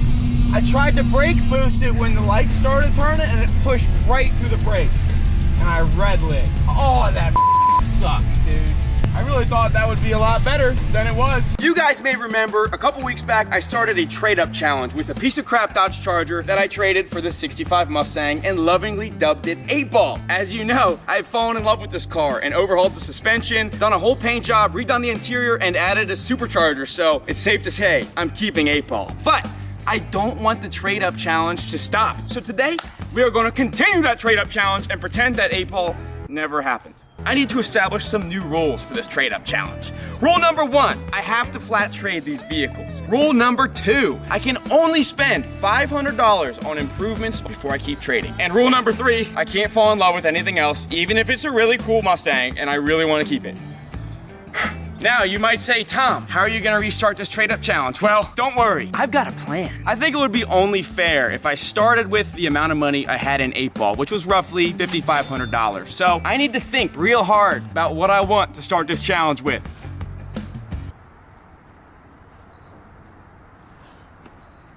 Oh my God, I just had an idea! Cameraman, here. Cameraman, here you go.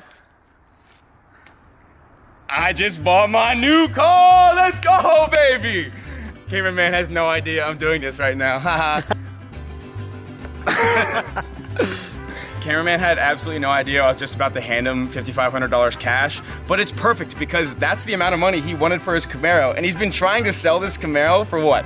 4 months? Longer, 5 months? Nobody wants this Camaro, guys. But let me tell you, I look at this Camaro just about every day and I've decided maybe I want it because I want to put my little Tommy touch on it.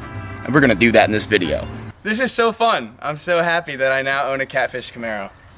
Hey cameraman, can you tell the folks why nobody's wanted to buy this for so long? Front cover leaks, rear main seal leaks. The rear possibly leaks, burns a ton of oil. Burns a lot of oil. A lot of oil. It's LT1. LT1. 127,000 miles. That's not bad. No radio, no AC. I don't know. Besides that, it's a really good car. And I'm definitely not going to regret buying it. Now it's 410s, got a cam. New OptiSpark, you don't have to do that. You made me do that. Yeah, we did install an OptiSpark and a fuel pump and plugs and wires. So I've been in and out of this car and it absolutely sucks, and I swore I would never buy an LT1, but I also thought it'd be pretty funny to restart the trade-up challenge with this Camaro, so we're gonna do that. Are you okay to watch me modify it? What if we like slam it and cut the exhaust off? I don't care. You really don't care? You can't fall back in love with it when This car means nothing to me. You're not allowed to fall back in love with this car right now. after I'm done. Right now. I'm gonna make this Camaro so good, cameraman's gonna want it back, and I'm not gonna give it back to him. I'm gonna trade it up to a Hellcat, and cameraman's gonna be like, God, I wish I traded up to a Hellcat. It's all in my mind. Mind games. I'm just trying to torture him. You guys gotta shake on it, man. Cameraman, would you allow me to buy your Camaro then, to restart this trade-up challenge? Yes. The truth is, I've watched cameraman drive this Camaro for close to a year now, and ever since he got it, I was like, damn, I kind of miss my Catfish Camaro, because I've had a couple of these, and I've enjoyed them. And this one's particularly fast. And while I'm aware, yes, $5,500 is definitely probably too much money for it, I spent too much money on 8-Ball, so I think this is a fair restart. But this 95 Camaro, powered by the LT1 and T56, should be a decent start, especially after we make it cooler.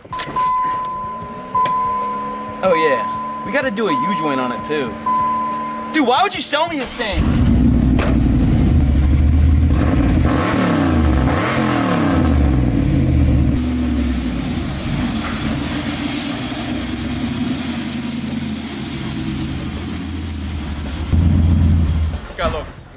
cam chop to it. I don't know why it just dieseled as well. I very well might regret this. Also, cameraman, have you noticed that your speedometer is pegged at 170 miles an hour? Yeah, I just went that fast one time and stayed there.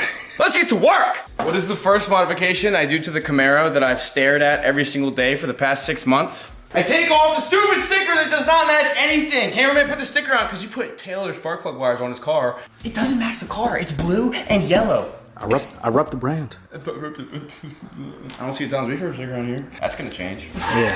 I only rep brands that I like. So I cleaned the points inside of this new to me distributor.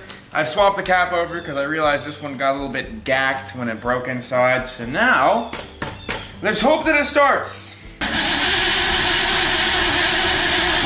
It does not appear to be starting. I fixed it! Ah! Something tells me the timing might be a little off.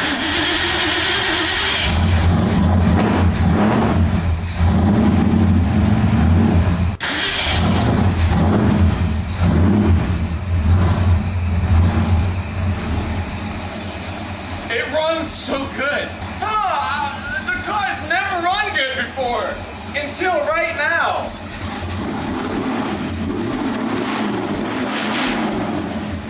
Probably just gonna pop a distributor out, move it over one tooth so that I have more adjustment this way because it sounds happier that way. I'm not going to be actually adjusting the timing properly. I'm going to be guesstimating it because I'm gonna have a lot more timing to do in the future.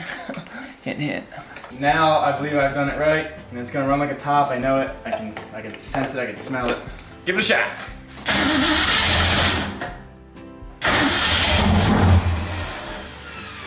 Again, did I really do it again?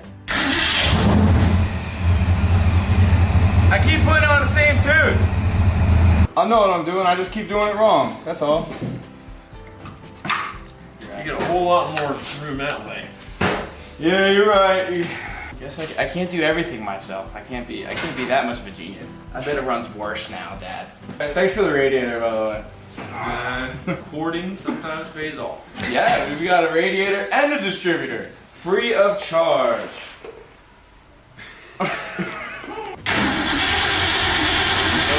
Try. Again. I ran pretty good when I was messing with it. Just saying. Put it back to this. Loud. Try that. Yeah, I should put it on top dead center. What did you do? Just guess? Yes. Indubitably. I do believe we'll be doing some bang shifting tonight. I don't mind if we get a quicker bang shifting. I do believe we will be giving her all she's got this evening. Pedal to the metal, if you will.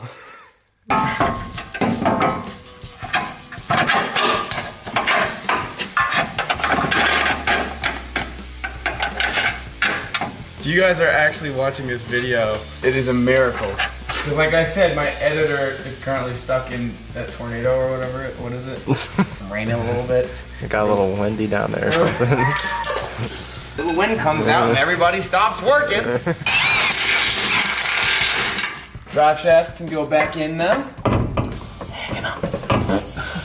Let me not drop these. It took quite some time to reassemble them. And we have a drive shaft. Done. Let me kick this real quick. Dude. We are doing some bang shifting tonight. Shifter. Back in. 613. What's so funny, man? Beat the fuck out of you, buddy. You ever tasted the blood of another man's fist? Fucking punch your teeth right through your mouth, boy. I'll put your goddamn teeth through your throat. I'll punch you so hard you'll have to brush your teeth through your ass, boy. Imagine unironically saying that in a fight, like you're talking shit to somebody. I will now install this cooling fan on the stock radiator and see how long it takes to overheat. I've reversed the plugs because I'm doing a push fan instead of a pull fan. So, in she goes. Boom. Plop it down in here. That almost doesn't fit. Yeah, stuck one? Can we unplug that and reroute it under that? Man, you're smart, dude. You're paying attention. It was really bugging me. Did I ever tell you that I fantasize about you? That's pretty cool. Protection foam, spring, and keeper. Look at that. Clip. Does the fan fit? No. However, if I do some light trimming, it will. I sanded it off and just restoring it real quick here. Look at that. Brand new.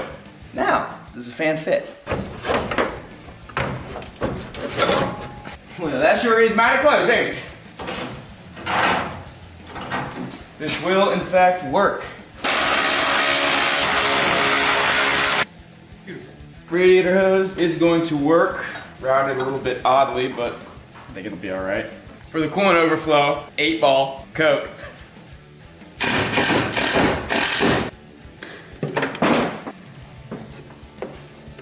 Coolant. The next step is spark plugs. These are the plugs that were in the car. They're heat level 5, which is a little hot for something boosted. So I have heat level 7, which are colder, on the way. They just won't be here for a few days. So I'm just gonna gap these to 28 thou, which seems like a good number for low boost, which I think this is low boost. It just seems like a safe all around number. So I'm gonna gap these. Hopefully they work, and we'll toss them in. Plugs are going in now. We are very close to starting this car. Installing plug wires and custom zip tie wire separators. That's beautiful. Wow. So nice, Tom. I know. And those are tied up enough for right now. Let's see if this thing starts. It's officially time. I'm very excited. I put the timing light on it. We're gonna try to set this at 10 degrees initial timing. We'll see if it fires up. Declan, hop on in there. All right, so what I want you to do first is turn on the fuel pump.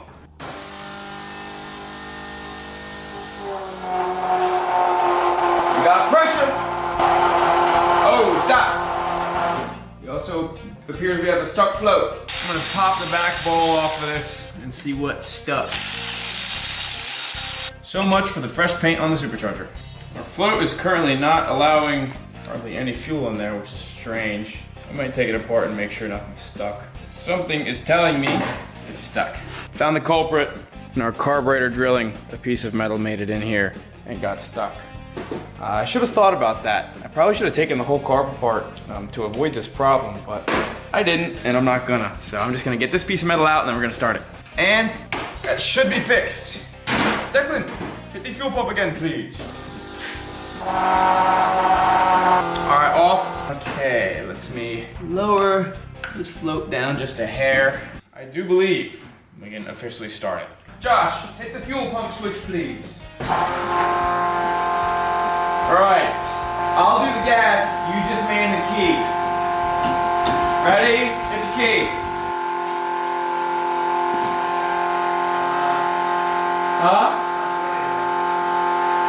I might have done some backwards wiring. All right, I'm just gonna bypass the solenoid. Appears there's no spark. All right, well, we're not getting voltage to the coil right now. All right, crank the key. I don't think we're getting voltage to the interior. Now it's got spark. I just hot wired the coil so it's gonna have spark all the time. So everybody, if something goes horribly wrong, just give this little wire a yank. Just yank this little wire off, okay? If we need to shut it off, just yank that wire, okay?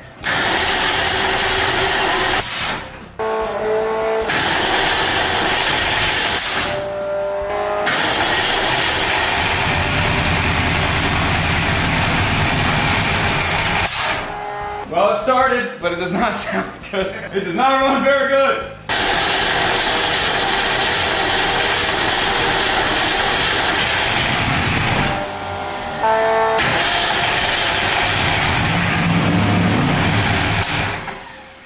Sounds horrific.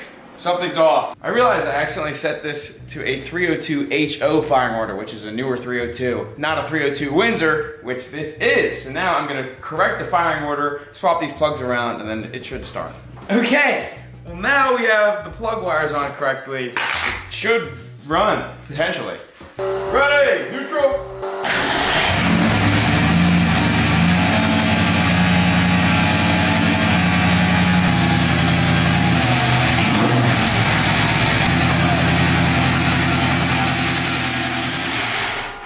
this supercharger sounds horrible. So that's cool. All right, well, we got it set at 10 degrees initial. I'm gonna take the vacuum advance off. Ready?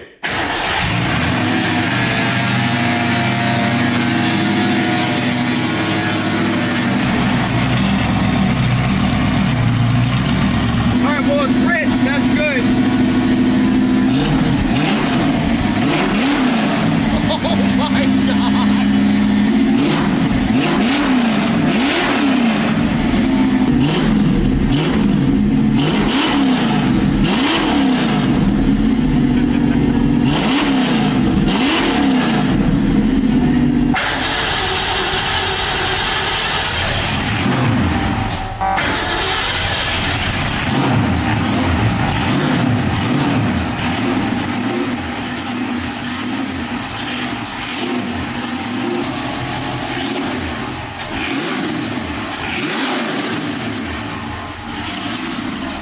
Sounds all right.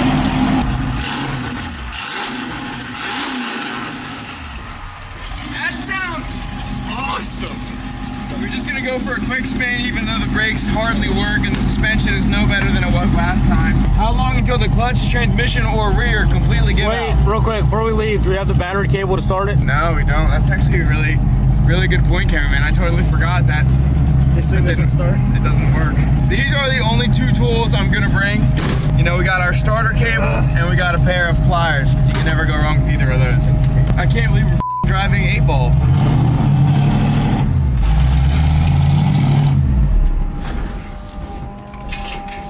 Oh, man. Alright, well that lasted about as long as I expected it to.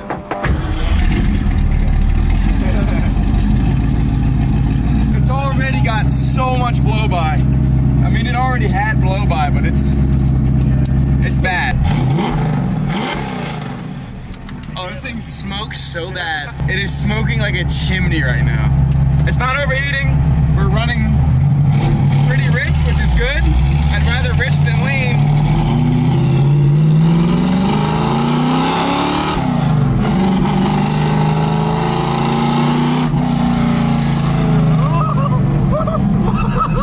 The brakes are so bad.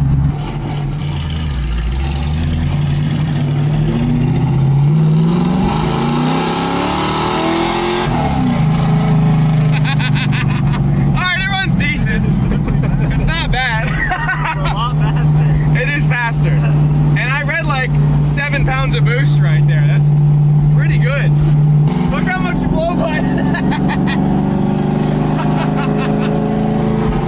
So much for my catch can helping.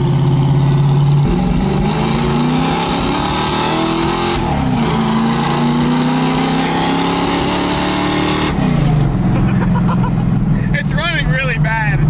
It's probably way too rich and the timing's definitely not right, but hey, we got a supercharged 8-ball right now. I don't know if you can tell or not, but we are driving 8-ball with a blower. I just want to pull off right here and admire the beauty real quick. Hold on, I just want to stare at it for a minute. Hold on, let me see this camera. Y'all stay in here.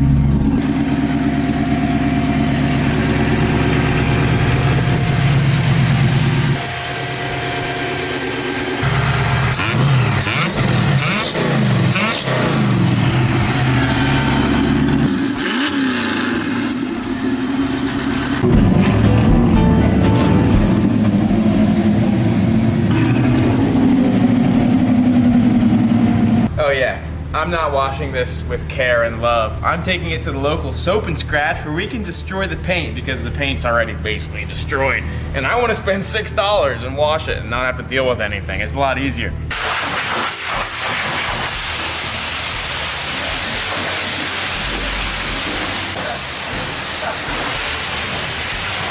What are the odds? Maybe they'll want to trade. Can you hear it on the paint? Can you hear it? I'm wet sanding right now.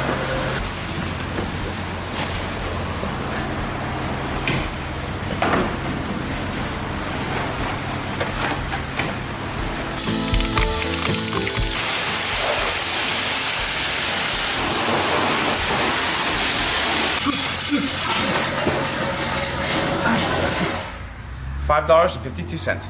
Let's go.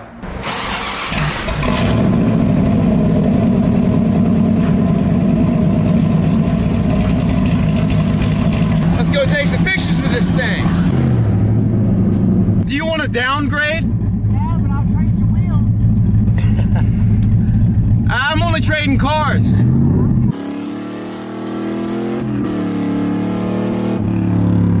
Trying to get the water right off of it. Ooh, it still handles. 6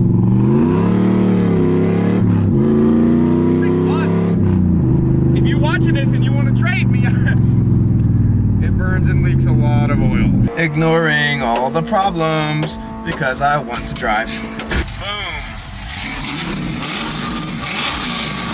But I know it's rich. I can smell it. It's burning my eyes.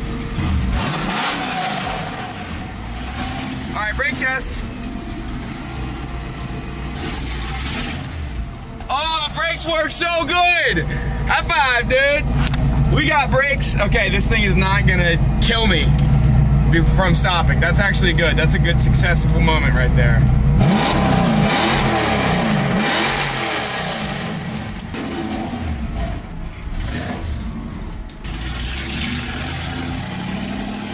Oh, it stops so good now.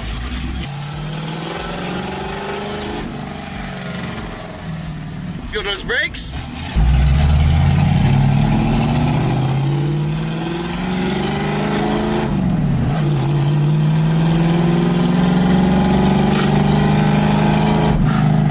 Honestly, the alignment is not bad. It's not nearly as scary. What do you think? Should I ignore the fact that it's possibly running lean and do another pull? Yeah? Yeah, you said yes? Viewer, you said yes, okay?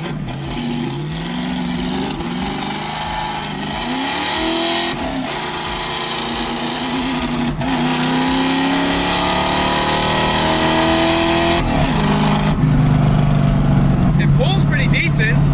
Broke up a little bit, but it was also wheel hopping super bad. It definitely feels more powerful. I hear that fuel pump just screaming for dear life. Let me hop out and check that real quick.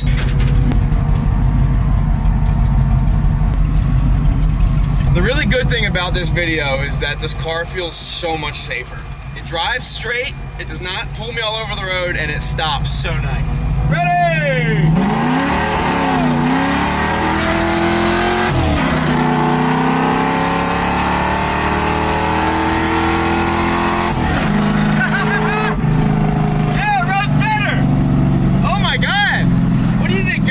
Definitely runs better. It's quicker, that's for sure. I mean, it's still a stock 302 with a tiny supercharger on it, but it does run better. It's got more torque. Hell yeah! My eyeball alignment, I'm off the wheel. It's pulling to the right just a smidge, just a touch. Honestly, no. It goes where I want it to.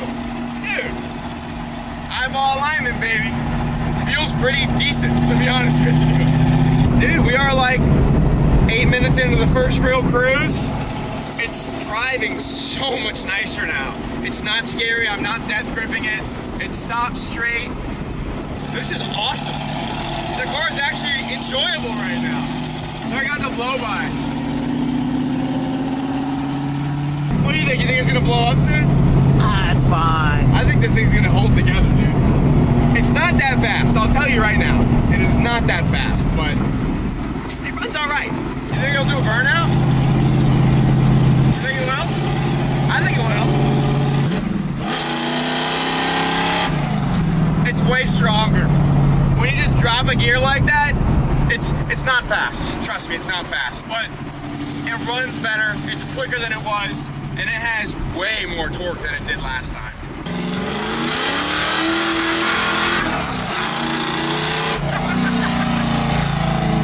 Yeah, we should test something real quick. I say we do a quick little test.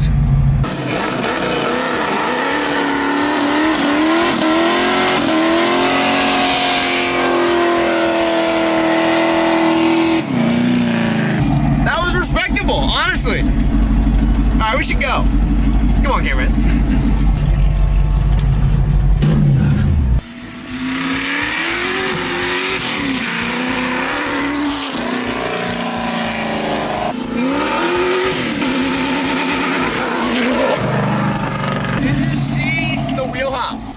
hop's horrific. Every time I shifted, it was like, that was all wheel hop. That's terrible. Oh, wheel hop. Oh my God. Oh. We're not gonna do that anymore. That is how you leave U-joints in the middle of the road and you walk home.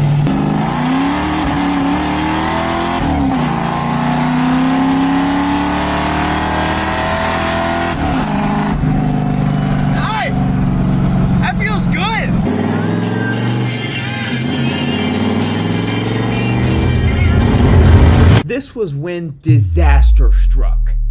On the drive there, the camera magically stopped recording sound, so I'm gonna narrate everything that happened until we got sound again. This is me driving like a douchebag. This is when I won a drag race with the Prius in a merge lane. This is me seeing the trade-up truck for the first time. I was gonna record the interaction with these camera glasses, but they're f***ing broken, so we got nothing. This 93 Chevy ended up having 280,000 miles. The paint was bad, but the test drive went pretty well. Well guys, here it is. 93 Chevy 1500. I came into this thinking this truck had 180,000 miles, and here we are, the odometer says 280. Not good. It's fairly clean. Driver, cab, corner, and rocker are pretty crispy. If it drives fine, I might try to talk them up to more money on top. Now, granted, it is a single cab short bed truck. These are much more desirable than F-body Camaros. Mileage sucks. That's not good. Whee!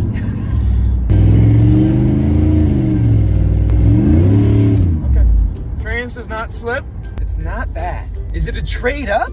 Not nearly as nice as I was hoping for, but that's how Marketplace is every single time. So let's get back. I'm gonna talk to the guy, see if we can't strike up a deal. I just talked with the guy. Not happy that the mileage does not match the ad. I probably wouldn't have come here if I knew it had almost 300,000 miles, but I said if you'd add 1,000 on top, I'll do it. So he's talking to his wife right now. He really seems to like the Camaro. If he accepts, we will do a trade. He accepted and gave me $1,000 plus the truck for the Camaro. This was pretty cool because I had $5,500 wrapped up into that Camaro. I had sold the exhaust off of it for $200, and with this $1,000 on top, I was only invested into this truck $4,300. The drive home went flawlessly. I kept saying things like, I'm so happy with this truck. Cameraman and I bumped the Spanish CD in the radio and cruised 80 miles an hour all the way home.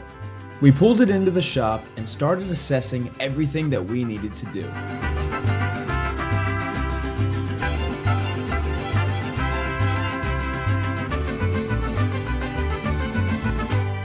My first priority was to depersonalize this truck by removing all the stickers, starting with the windshield, then the bad headlight tint, then the AutoZone racing stripes, and finally the 454 SS badges because the truck only had a 350. And that's when we made the horrifying discovery that the passenger bedside was wrapped instead of painted.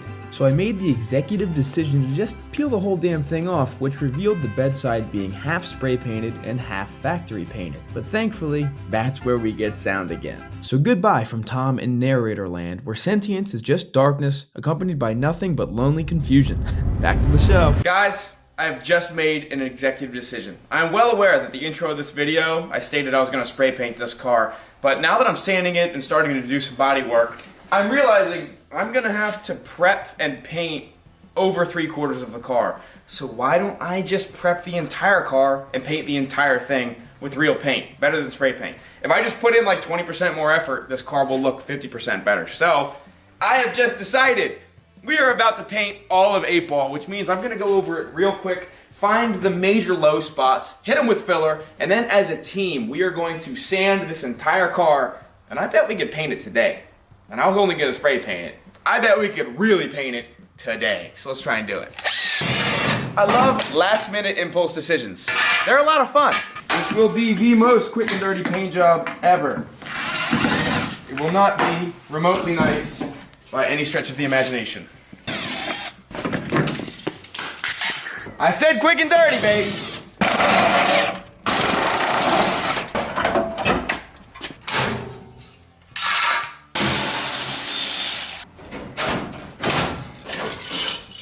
Headlight's not even connected to anything.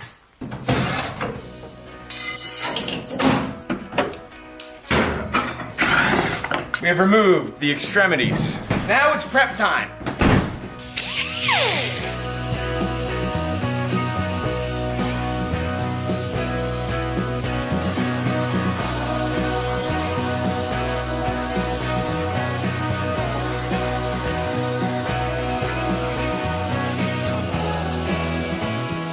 I'm well aware I should not be prepping anything with this heavy grit sandpaper on an angle grinder, but basically what I'm doing with it is knocking off the loose paint and the rusty spots, and I'm gonna hit them with a DA, smooth them out, and then filler over them. Like I said, wrong way to paint a car. Bad, quick and dirty, not good. But we want to get this done today, and this is the easiest way to do so. So I'm gonna keep on angle grinding.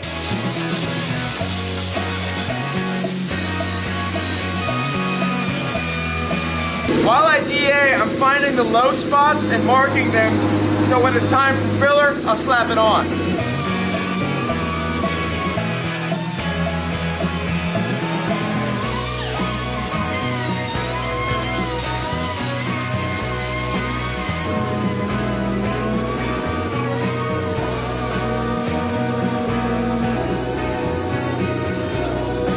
Now, after 2 hours of DAing, this entire car has been gone over with 80 grit. Now, I'm gonna apply filler to all of the low spots. I'm doing 1 round, and 1 round only of filler.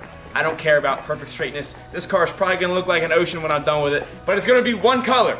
So now we just have to apply a boatload of filler, let it dry, sand it 1 more time, and then it's prep and paint time.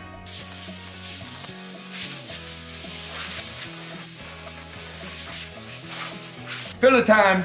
I imagine we are going to use a whole f***ing boatload of filler on this car because I am filling in lots of imperfections that should be replaced with metal, but as you know, this car is pretty worthless. So we're going for the quick and dirty approach. I'm mixing up a large amount of filler here, and it's probably only about 1/3 of what we're gonna need to really be done. But like I said, only doing 1 round of this. I'm gonna go over everything once, and then we're gonna let it dry. We're gonna sand it as best we can, and then we're rocking and rolling with paint, because this thing needs to be done like yesterday.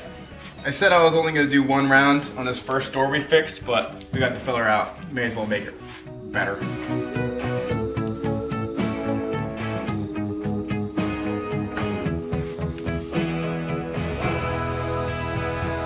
Hope you guys don't mind watching me slap Bondo over imperfections that need actual repair.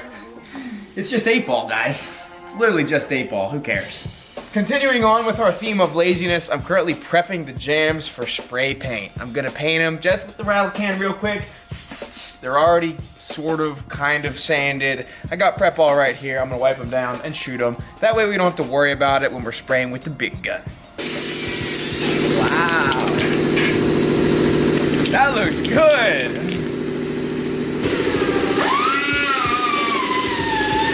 Time to sand some filler.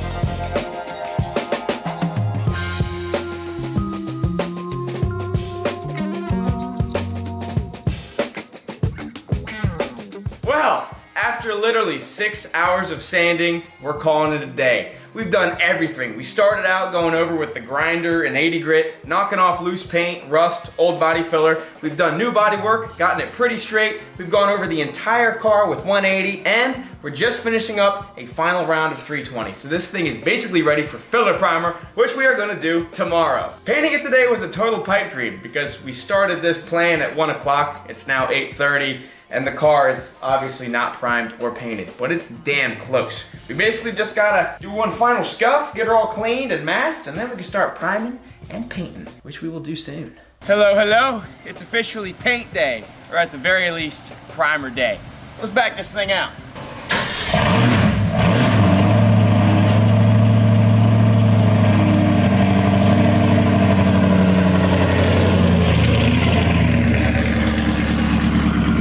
For those that don't know, this is my dad's truck. It's a 6-liter Power Stroke that he painted. We just have to finish it, but I'm gonna pull it out of the makeshift paint booth.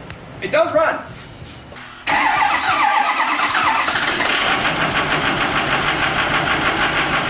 A little cold, I think.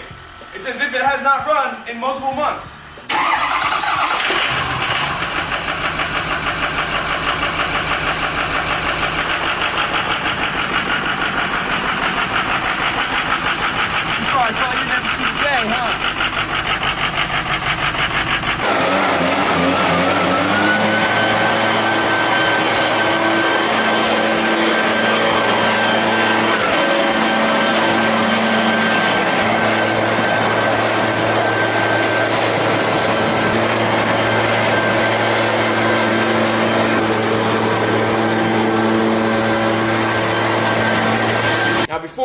this thing in the paint booth and mask it and prep it, we're gonna do one final scuff over the entire car, just prep every little surface. Now for one more blow off.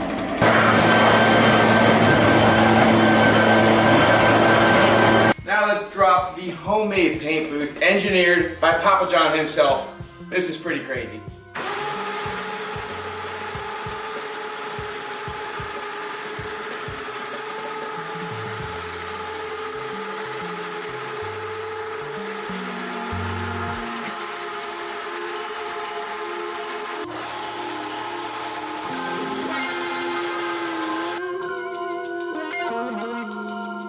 Now for the roof.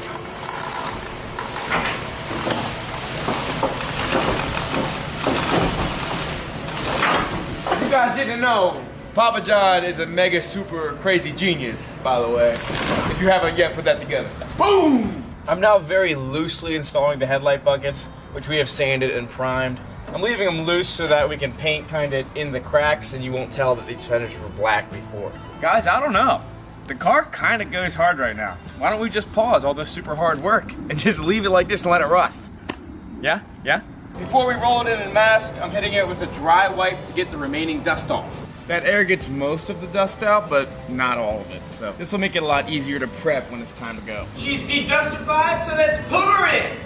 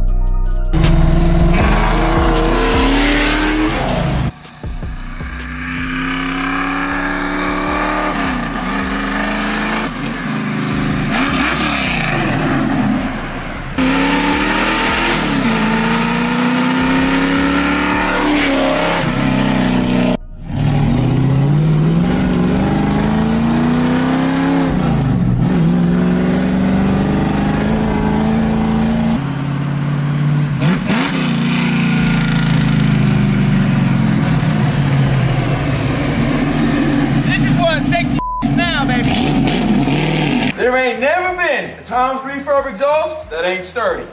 And last but not least, for the finishing touch on this exhaust, our custom tip. Doing some yoga here. It's okay. Alright, I like the look of this.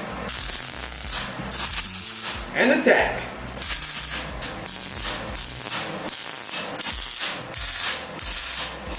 And we're done, baby.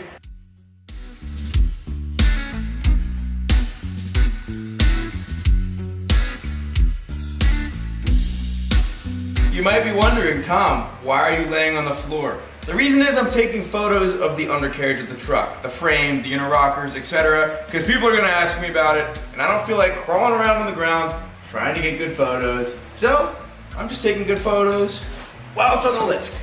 This thing is honestly really nice. If the driver, rocker, and cab corner weren't crusty, it would pretty much be a rust-free truck. She is now back on the ground. I want to try something right now, something disgusting. This truck has 300,000 miles, and to be honest with you guys, the interior smells just a little bit funky. It smells like, for 300,000 miles, people have been farting and sweating in the seats. So look at this. I bet this is gonna be really gross.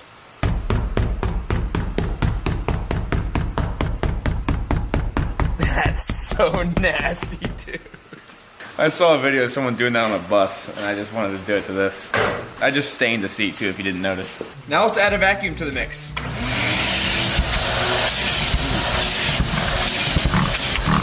I'm basically gonna do this in the driver's seat for like ever, just so I can get as much crap out as possible.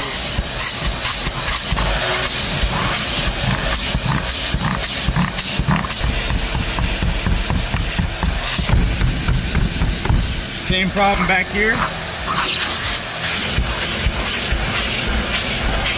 For nearly 300,000 miles, this interior is actually in killer shape. Like the seats aren't even torn. Maybe they're not original, but it looks good.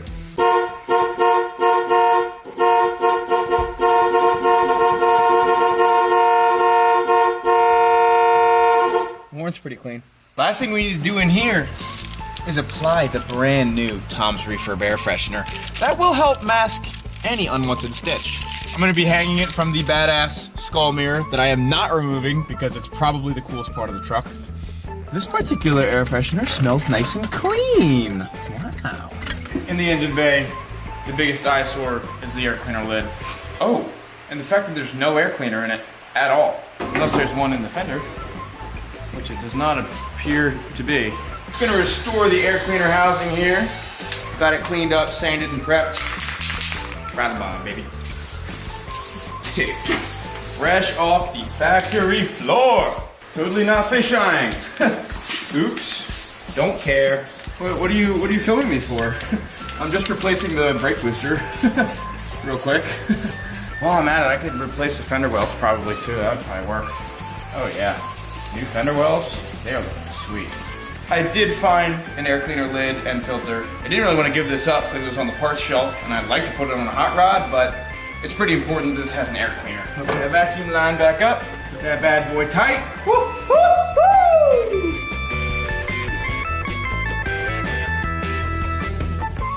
Second and last touch, putting this tag back on because it looks cool.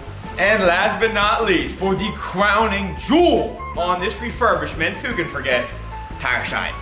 I would drink this stuff if I could.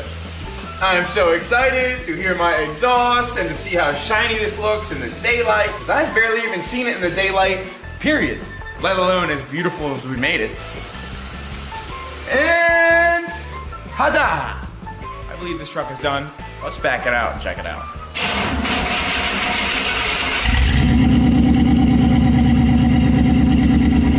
That sounds nice. I like it.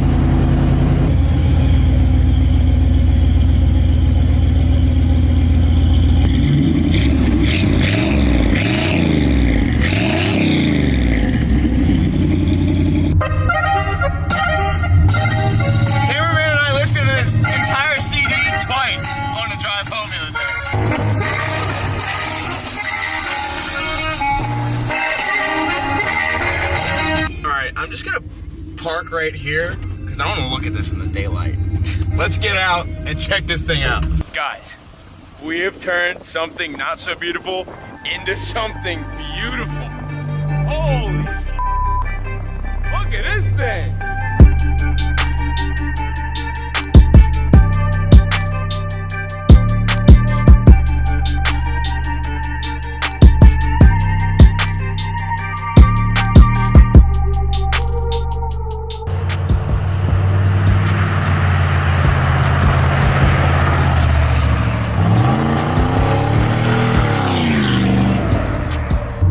This truck is awesome. It was pretty awesome when we drove it home, but now it's smelling better in here. It's clean. This thing is so shiny. It sounds better. This is an awesome truck. Like, I'd hop in this and drive it anywhere. So hopefully that means we can trade it for something really good and really cool.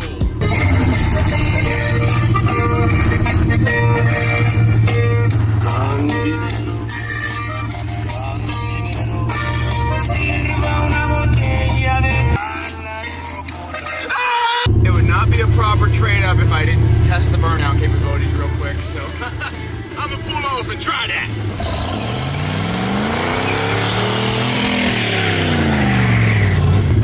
That was okay. It was a warm layer. I mean, it wasn't anything to write home about, but for nearly 300,000 miles, come on. I'm gonna give her the beans. Are y'all ready for the beans?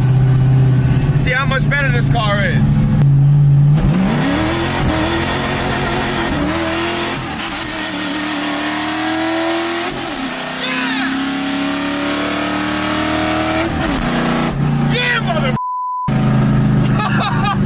thing gets down now. Cameraman, what do you think? I like it.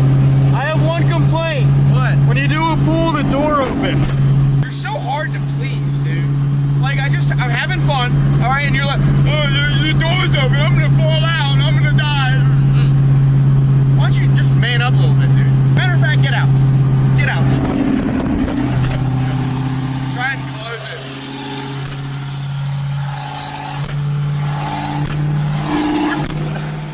There we go.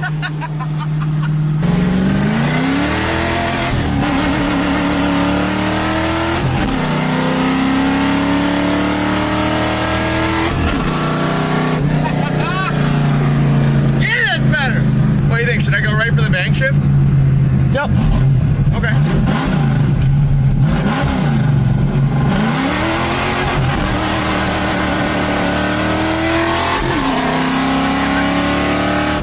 If your door's open again. Yeah.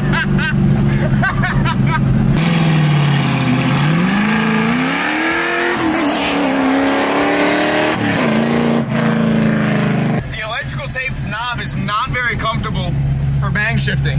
It's like tearing my fingers up. But I don't care. I think I'm worried about a little finger damage. Ask your mom. He's unusable.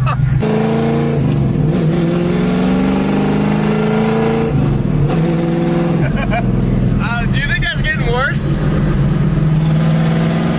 It looks like a train.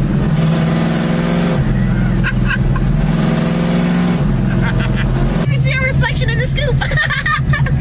Hi, that's me.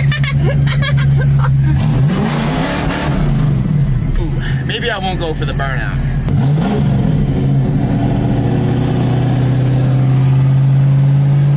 Ezekiel? Just a couple men and their horses. In a Mustang. It's because I'm in a Mustang and that's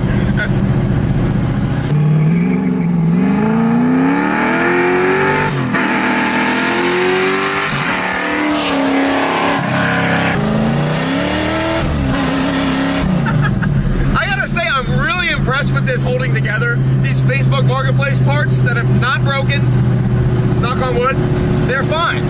The only problem is the wheel hop because the boom tube is currently sandwiched between the traction bar and the leaf spring, causing it obviously to not work right. So we do have some wheel hop, but that's fine because this thing's running awesome. It might be ticking a little bit more than it was at the start of the video, but it's awesome. One more for good measure.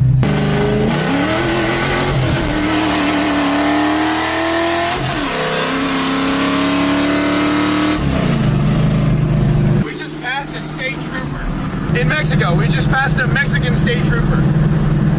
And this car left a gigantic mosquito burning smoke screen behind it. Well, let's just hope that all goes well. And we make it back to America. To America, we say. Let's hope that Mexican trooper is not following us.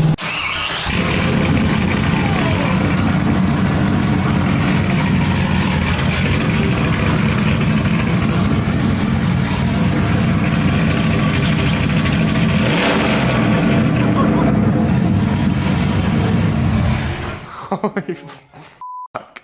We have created something awesome. Time to go for a ride.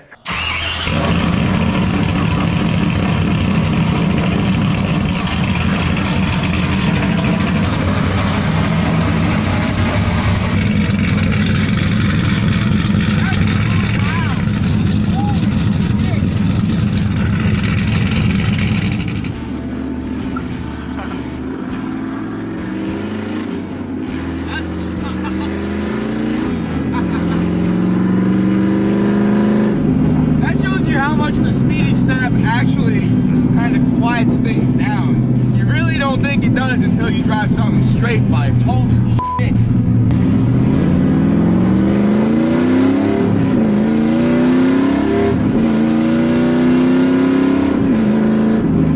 See, I wouldn't even be hard on it. I'm just making sure I can shift quick.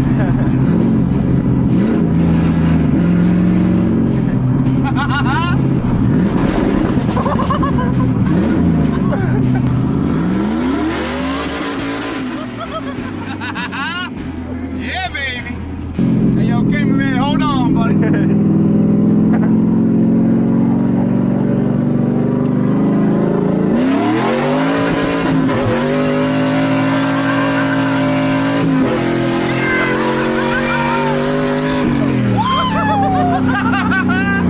Oh, I can shift it now.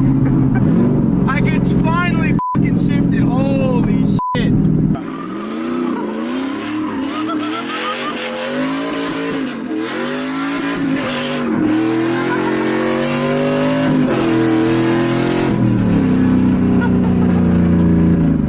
This motherfucker gets squirrely. Oh, shit. I forgot, dude. Woo! Holy yo, Knuckles, dude. Fix that shit. Oh, we can finally fucking drive it the way it's meant to be driven. Ah! And to think I wasn't even gonna film this today. Dude, we're back. Hot Tomato is fucking back.